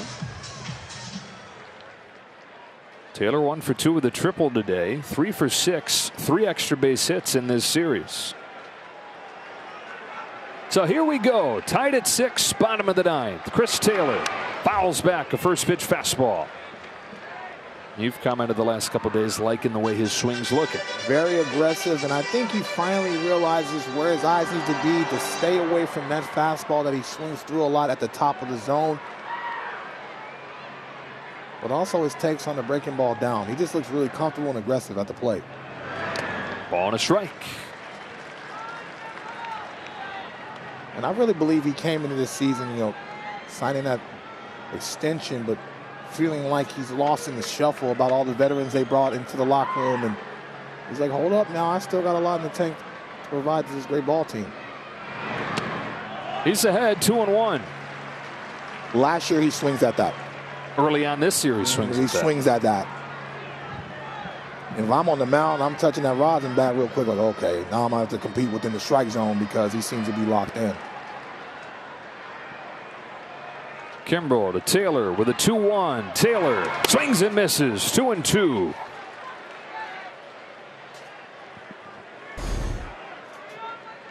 Good fastball right at the top of the zone, top of the catcher's mask. Really difficult for hitters to stay off that pitch.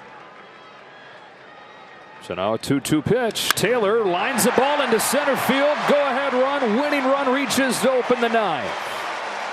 Leadoff single, Chris Taylor. You know what? I know they like doing the driving the bus, but he needs to go back to this because his hands are on fire right now. And I love that. That ball was down and away. He shortens the swing, hits it right up, stays in the center of the field. All guys that are struggling at the plate, all of a sudden they turn their bats around to staying in the center of the field, trusting the ball to travel deep, but being ready to hit that velocity if it's there on time. Do they put Chris Taylor in motion? 25 out of 27 in stolen bases the last 3 years.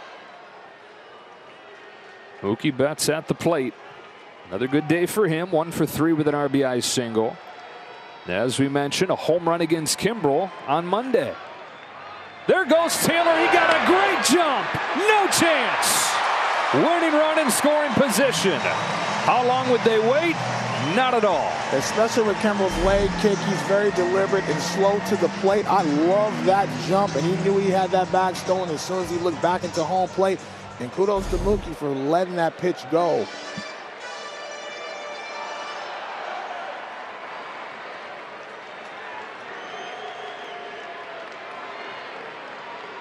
Hopping around again out there. This is in the dirt. Big stop right there by Garrett Stubbs. Here's that home run on Monday night. Yeah, Mookie recognizing that breaking ball fluttering up there in mid-flight, stayed behind the baseball and said, hey, I still got enough power to go to big man land. That was his first time facing Craig Kimbrel. Of course, it won't take that here. Simple base hit could end it. Kimbrel's 1-1. Betts takes way outside. Ball 2.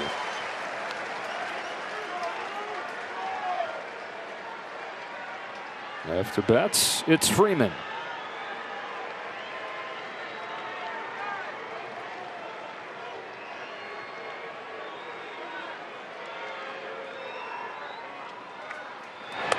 Three balls, one strike. You've seen this last year, as great as Craig Kimbrel has been in his career. Sometimes the strikes don't get away from him in critical situations. So I love that Mookie being patient and looking for his pitch. Taylor at second, the winning run. 3-1 from Craig Kimbrel. Betts watches strike 2. Pitcher's pitch. And the count is full. 97 on the corner.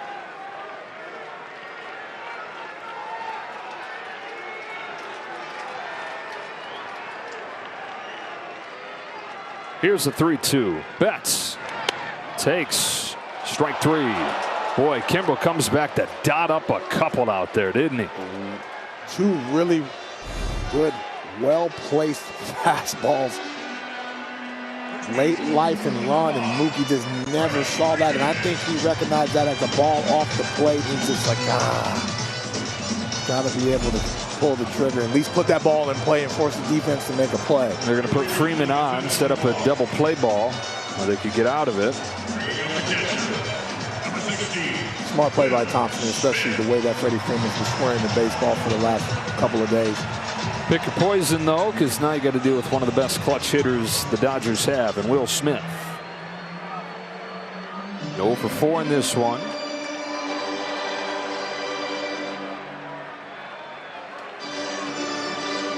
.297 on the year, though.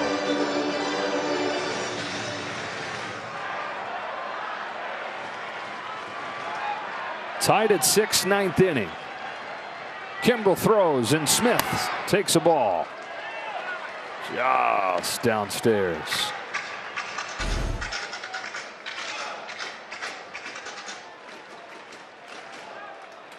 Yeah, these last 3 pitches have been vintage Craig Kimbrel. His 1-0 pitch. Fastball to the corner again and hit foul. Count evens 1-1. But Will Smith made his name as a great clutch hitter right when he arrived. He had 5 walk-off hits over his first few seasons. He doesn't have one, though, since 2021 when he walked off the San Francisco Giants. The home run is part of that heated race for the division. The 1-1 pitch. Ball 2. Muncy due next.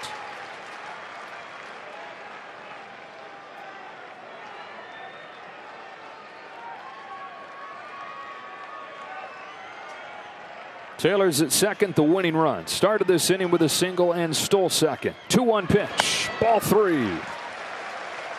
It's come and it's gone and it's come and it's gone again for Craig. Sometimes his head is late at picking up the target. As his leg is coming down, his arm is raising up, and his head is not, his eyes are not on the plate. So sometimes mechanically, it comes and goes.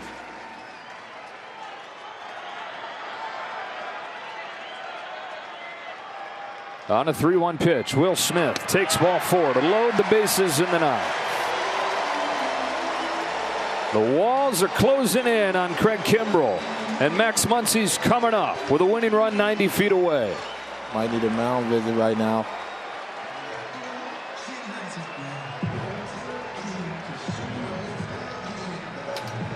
And here it is. If you happen to just be getting home from work, flipping this on, it's really been 2 games in 1. Phillies led 5-0 after 2.5 innings. Dodgers started to chip away. Got a run in the 3rd. They got 2 runs in the 4th. And then went quiet again before getting a run in the 7th and 2 in the 8th to take the lead. And the Phillies twice down to their last strike in the top of the 9th. Able to tie it against Brusdar Graterol. I thought the Dodger bullpen was outstanding because this sounded like it was going to be a ball game that was going to get away from the Dodgers. They stopped the bleeding and gave the offense a chance to just be able to chip away from the deficit. Graterol 1 pitch away. I thought he was good. Just didn't execute the pitch that he wanted to, and now they have a chance to still win this ball game. Max Muncy swings at the first pitch, unloads down the line, grand slam. Only needed 1. He'll take them all.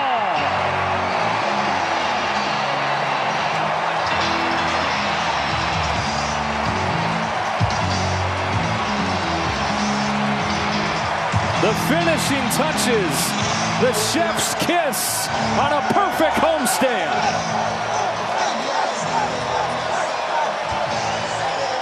Joe, you just can't count these guys out, and they care about each other, and that's the missing ingredients, and that's why they continue to be successful.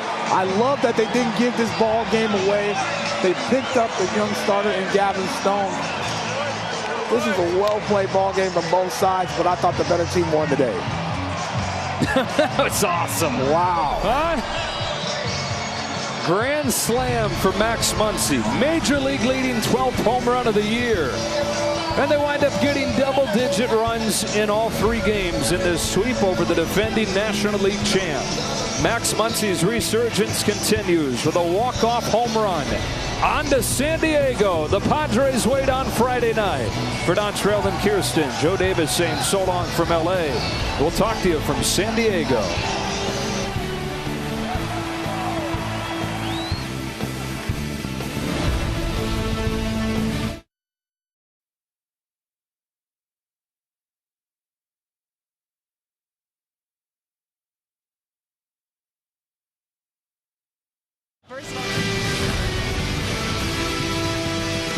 Still win this ball game. Max Muncy swings at the first pitch, unloads down the line, slam.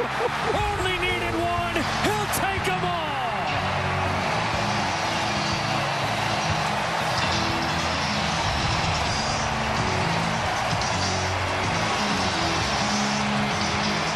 The finishing touches, the chef's kiss on a perfect homestand.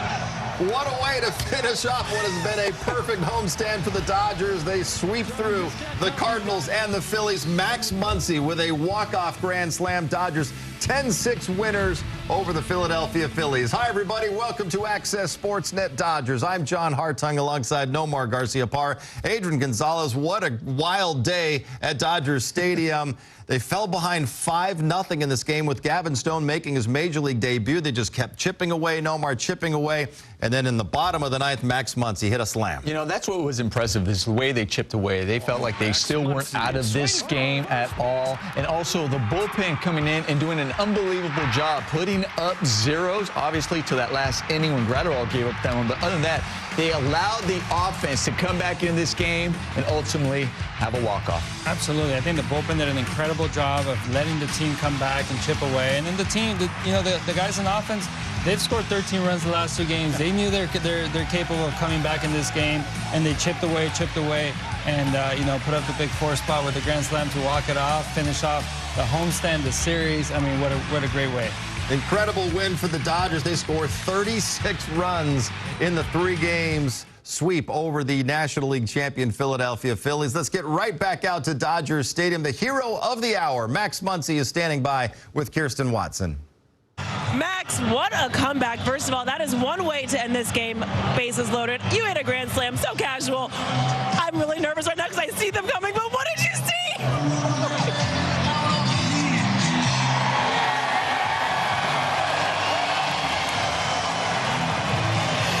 I refuse to get wet. Max, I know that felt good. Walk us through just everything that just happened in this moment, hitting that grand slam to this moment. It's really just trying to get a job done. I made a goof to start the game off. I feel like it kind of got Stone out of his rhythm a little bit, and so I like to atone for my mistakes, and so I feel like that was a good chance to do it. You guys were down 5-0 at one point, came back to win 10-6. What does that say about this team? We're finding our identity. We know who we are. We're starting to believe in that, and it's this homestand was a fun one for us. We won games in a lot of different ways, and today was no different. Today was special for a lot of reasons, but one of them was Gavin Stone making his major league debut. How did you see him have to fight through it, but also kind of find some good in this outing here today? I thought he was fine. Like I said, I feel like I personally probably threw him out of his rhythm. Double play ball just popped out of my glove. Not really sure what happened on that one, but he kind of worked around that, and then I felt like he did a really good job. It's just when you get thrown out of your rhythm, especially when it's your first start, it's not going to be easy for you. And I feel like he battled, and he didn't back down from the moment. And to me, that impressed me. How do you guys build on this? I mean, this is 6 straight wins. You sweep this homestand. How do you lean into this to take into San Diego? Same thing we've been doing. We just got to play it one game at a time and not play the opponent so much as just playing ourselves. If we can go out there and do the things we need to do to win games, we feel pretty confident at the end of the day. Max, congratulations. I mean, this was absolutely incredible. Great win. Thank you. And just last week, the Dodgers had a game in Pittsburgh where they were down 7-2, once again down by 5 runs. Adrian, they came back, won that on a 3-run homer by Chris Taylor. And today they fall behind 5-0. They just refused to quit. They chipped away, and then Max Muncy's 3rd career walk-off homer. They do it again in comeback fashion. Yeah, no, I mean, it's incredible to see how the offense has, starting like Muncy said there in the interview, to find their identity, find out, who's doing what on offense. And these guys are just one guy going up there having great at bat after the next, and they're just putting good swings. I feel like even this grand slam from Muncy, he wasn't trying to hit a grand slam. He just put a good swing on a fastball, and that's the thing that I'm seeing the most is guys thinking about staying up the middle, staying short, using their hands, and not trying to muscle the ball out of the ballpark. And when you do that, good things start to happen, good swings happen, and then the ball does end up going out of the ballpark. So the offense has been doing an incredible job this homestand. They've been putting in the work in pregame, and then it's been having results and showing off during the game. When we look over these last 3 games against the Philadelphia Phillies, and we talk about an offense, it hasn't been just one part of the lineup getting it done. It really has been the whole entire lineup. You see some of the games like who got on base and come around to score. It's pretty much every single position of the lineup. Once again today, it was 7 out of the 9 positions in the lineup that came around and ended up scoring a run. When you look at your scorecard and you see all of those squares kind of filled in and it's spread out throughout the lineup, that's telling you this has been a true team offense over the course of this series in order to get the job done. And then you also got to credit the pitching staff. I think this one is just a great all-around team win because the bullpen did an incredible job to keep them in this ballgame. They certainly did. A fantastic job all around by the Dodgers today, coming from behind to sweep the Philadelphia Phillies, winning it 10-6. Right now, let's head back to the booth. Check in one final time with Joe Davis and Dontrell Willis. What a game this was. Dodgers come back from down 5-0 to take a lead, only to see the Phillies tied in the top of the 9th, and then a walk-off grand slam from Max Muncy. I just love this grit of this ball club. They do not give up. They trust each other. The bottom of the lineup was superb today, caused a lot of havoc. This is a well-played ball game on both sides, and they picked up the young starter in Gavin Stone. On to San Diego. First matchups with the Padres. I can't wait to see that. Lions and Tigers and Bears. Oh, my. This is going to be a fun match. matchup between two Titans in the NL West, and I think this Dodger ball club is ready to go down there and wreak havoc on them. Lions, Tigers, Bears, Dodgers, Padres, Kershaw, Musgrove, Friday night. We'll see you then. All right, thanks, guys. Dodgers trying to finish off a 6-0 homestand with the rookie Gavin Stone making his Major League debut. Let's show you what happened on this Wednesday afternoon. At the Ravine, there is Gavin Stone. First time ever on a big league mound in the regular season. Top of the first, facing Kyle Schwarber to start it. Hits it to right center field, but Mookie Betts is there. You get the first guy you face out. Yes, you can kind of take a deep breath there because you know you have the nerves. You're like, all right, now I can go out there and attack the next hitter. And he does. He makes a great pitch. This is just unlucky. I mean, what a perfect spot to end up chipping the ball to get a double. Trey Turner on second base with that one-out bloop double. Two batters later, first and second for Nick Castellanos to Max Muncy. We heard Muncy talking about it. Didn't really know what happened there, but it bounces in and out of his glove to load the bases. Yeah, that was an unfortunate situation. We heard Muncy talk about how he felt bad about that and you know, kind of took away the rhythm of Gavin Stone. But he did a great job of working through bases loaded, one out. Bryson Stott, fly ball to center field. That will be deep enough to score the run. And the Phillies strike first. Yeah, unearned run right there because of that mistake by Max Muncy. But you have to try to minimize the damage as best you can, and he does. It's Brandon Marsh to get out of that first inning with family looking on. Bottom of the first, Mookie Betts leading it off against Aaron Nola in the hole. Trey Turner. Play by Trey. That is an incredible play to throw out Mookie Betts, who can fly. It's just, you know, one thing we've seen here in LA for a while now, or for a couple of years, and we know he can make those incredible plays. Even when he kind of bobbled it in his glove, had trouble getting out, but he still had enough to get him out at first. Freddie Freeman turns on that one. Rips it to right field. It's going to be a one-out double. I love to say it, Freddie being Freddie. Just getting hits all over the field. Two batters later, Max Muncy frozen. The bottom of the zone. Dodgers come up empty in the bottom of the first. Third inning. Gavin Stone facing Bryce Harper. And he shoots it the other way. That one's fair. You know, that was just a good piece of hitting by Bryce Harper. You got to tip your hat. You know, gets a fastball just kind of up in the zone and just stays on it, goes the other way down the line. Brings up Nick Castellanos. And he follows with extra bases as well to make it 2-0. Yeah, this one he left the changeup up, and when you get throw a changeup right on right, you cannot leave it up in the middle of the zone because that's where they want it, and they're able to pull it down the line like he did there. And then Alec Boe makes it 3-0, a two-out RBI single. This was not a terrible pitch. He just did a good piece of hitting, going the other way with it and driving in a run. Edmundo Sosa, another two-out, two-strike base hit. And it's 4-0 Phillies. You know, at this time, this was the second time the lineup had seen Gavin Stone. They know he throws a lot of changeups. They would probably go saying, let's get him up in the zone a little bit because the bottom's falling out of it. So they're looking for that for the fastball, a changeup, and they're able to get some hits this inning. Yeah, they got a bunt base hit by Garrett Stubbs to make it 5-0. The catcher, then Kyle Schwarber lines out. So the Dodgers in a huge hole, down 5-0. Mookie Betts with two on, nobody out. That one is a base hit. And the Dodgers are on the board, 5-1.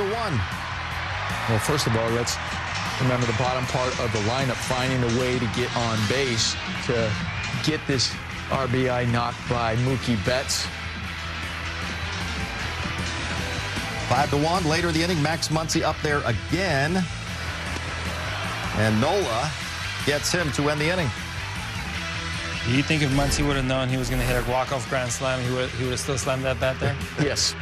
Top of the fourth. Gavin Stone, first big league strikeout. Gets Nick Castellanos. There it is. Keep that ball, kid. You're gonna have many of those. And it was on the slider. You know, think about maybe it's going to be the fastball or the changeup. No, that was the slider. You have to mix in more than just two pitches. In the big leagues, he was mixing in that breaking ball. Gets Bryson Stott to Sky to Outman to finish up his day. 4 innings of work for Gavin Stone. Bottom of the fourth, it's James Outman. I love ringing double. I love the way he keeps his hands tight, close to his body, and is able to have that nice short stroke. James Outman named the National League Player or Rookie of the Month for April. Miguel Vargas Nomar, you called your shot with Vargas before the game, and he makes you look good. Yeah, he almost made me look good twice because he also hit a ball to deep left field that was just on the warning track, caught against the wall. And this time he said, listen, I'm going to do one more push-up to make sure it goes over the wall. And he did. He's been swinging the bat really well as of late. 2-run shot makes it 5-3. Here the Dodgers chipping away. Top of the 5th, Victor Gonzalez. And Sosa grounds it to Max Muncy, and they turn the 5-4-3. This is when the bullpen came in and gave them this opportunity to chip away and come back, and did an incredible job keeping them at 5 runs. Victor Gonzalez back out there for the 6th. Garrett Stubbs cannot check his swing. And that was just a sweeping breaking ball. Looked like he was already deciding, like, I think he's going to throw me a fastball. Nope, that ball is just going away, and that was a great location with that fastball. Takes care of Schwarber. 6th inning, Jason Hayward leading it off. Called out on strikes. Hayward doesn't like the call. 2 batters later, down goes Vargas. Yeah, at this moment, you know, Aaron Nolan's doing an excellent job. He's keeping the Dodger hitters off balance, you know, trying to keep his team in this game.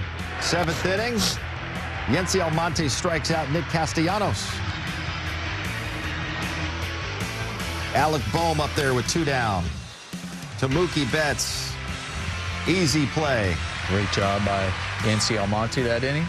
Which were some really good sliders he threw there to get the outs. Bottom of the 7th, Chris Taylor facing Nola.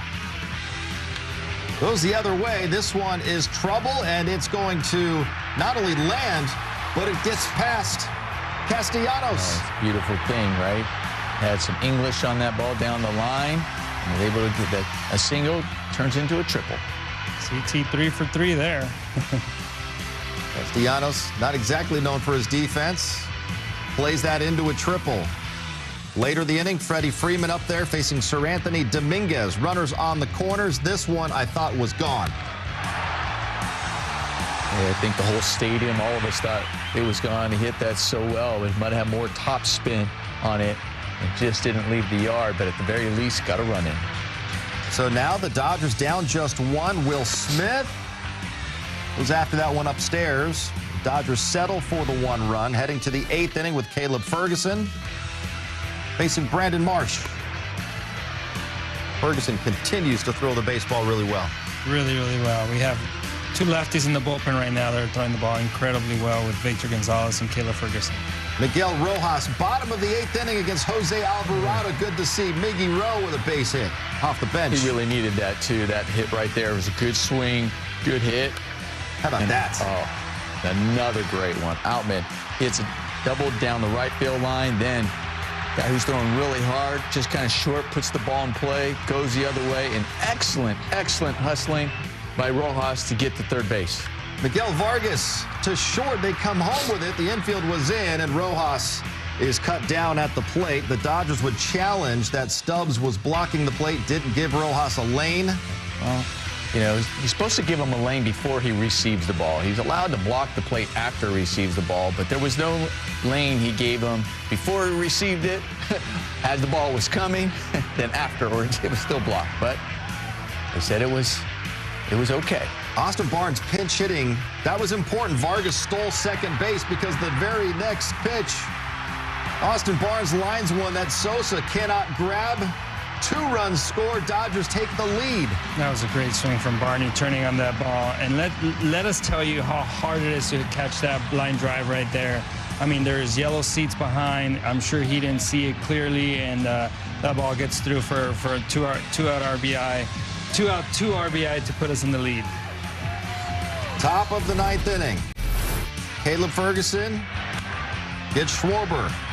Grounds out on the first pitch. Quickly 1 away. Dave Roberts is then going to go to Brusdar Graterol facing Trey Turner. And this play, Nomar, by Rojas. Incredible. Talked about him coming in and getting the base hit that he got. And then the way he went first to third on the base path was huge. And then making this play, talk about being ready off of the bench and making an impact. Miguel Rojas, tremendous. Nick Castellanos walks after Bryce Harper had singled. That was a big one right there, that walk. You know, Bryce Harper, he, got a knock, tip your hat. It was a good hit. This one wasn't hit really hard, but because of that walk, ended up getting a run. All the damage with 2 outs makes it 6-6. Gratterall strikes out Bohm to get out of the inning. Bottom of the 9th, Craig Kimbrell comes in, and Chris Taylor greets him with a shot to center. CT3 having a really good day at the plate. He hit a triple, a single, hit by pitch, and then he still does really, this base right here to put himself in scoring position for the win. Didn't even wait. Look at the jump. My goodness. My goodness. What a jump right there by Chris Taylor. And then I know Mookie Betts upset with himself going, gosh, you got a man over there with nobody out trying to move him over. Will Smith walks after Freeman was walked intentionally, so that loads the bases for Max Muncy. Love to see him holler at that first pitch a la Nomar. And don't waste any time. He was watching the game. He was seeing that Craig Kimbrell had some trouble finding the strike zones. Like, oh, he's going to try to get one over here, take advantage. Yeah, absolutely. I mean, the pitching coach came out after a couple walks. He's like, hey, make sure you get strike one, and making sure you got strike one, and then the game was over. And it was over. The Dodgers come all the way back and win it 10-6, their 6th consecutive win. They're now 19-13. Brusdar Gratterall gets the win in this game. Gavin Stone wound up going 4 innings, gave up 5 runs. Only 4 of them were earned. Max Muncy's 12th home run of the year, 4 RBIs. James Outman went 2 for 4. He had 2 doubles and also scored twice in this game. Let's go back to Dodger Stadium. Dave Roberts right now is talking with Kirsten and the media. Well, it's a lot to unpack today. There's a lot of good stuff. You look at everyone on the roster. Michael and I think Yency and Phil were the only guys that didn't play today, but everybody contributed, and it was just such a we had a debut today, and Gavin wasn't his sharpest, but kept going out there and trying to compete and give us what he could. I just felt that he petered out a little bit there after the 4th inning, but the bullpen was fantastic. And having guys go up, down, and take care of their business, their jobs, handing it to the next guy, and offensively just to kind of chip away and stay in a ball game to give us a chance late. Credit to the team offense. How much are you learning to kind of go so you can come back and just about the makeup is really starting to kind of show itself. I really love the culture, the guys, and as the season's starting to progress, they're absolutely willing to concede playing time or at-bats or innings for their teammates. And this is what sort of manifested today. Some guys started the game, some guys came in late. Miguel Rojas making a great play defensively, getting a hit, and just guys just playing for each other. So that's kind of, for me, it's coming together the way it's supposed to. Coach, how good is James Outman?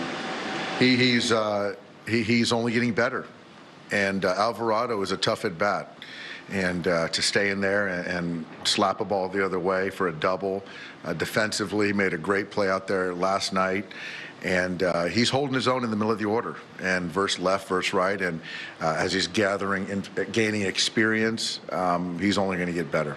What about his speed?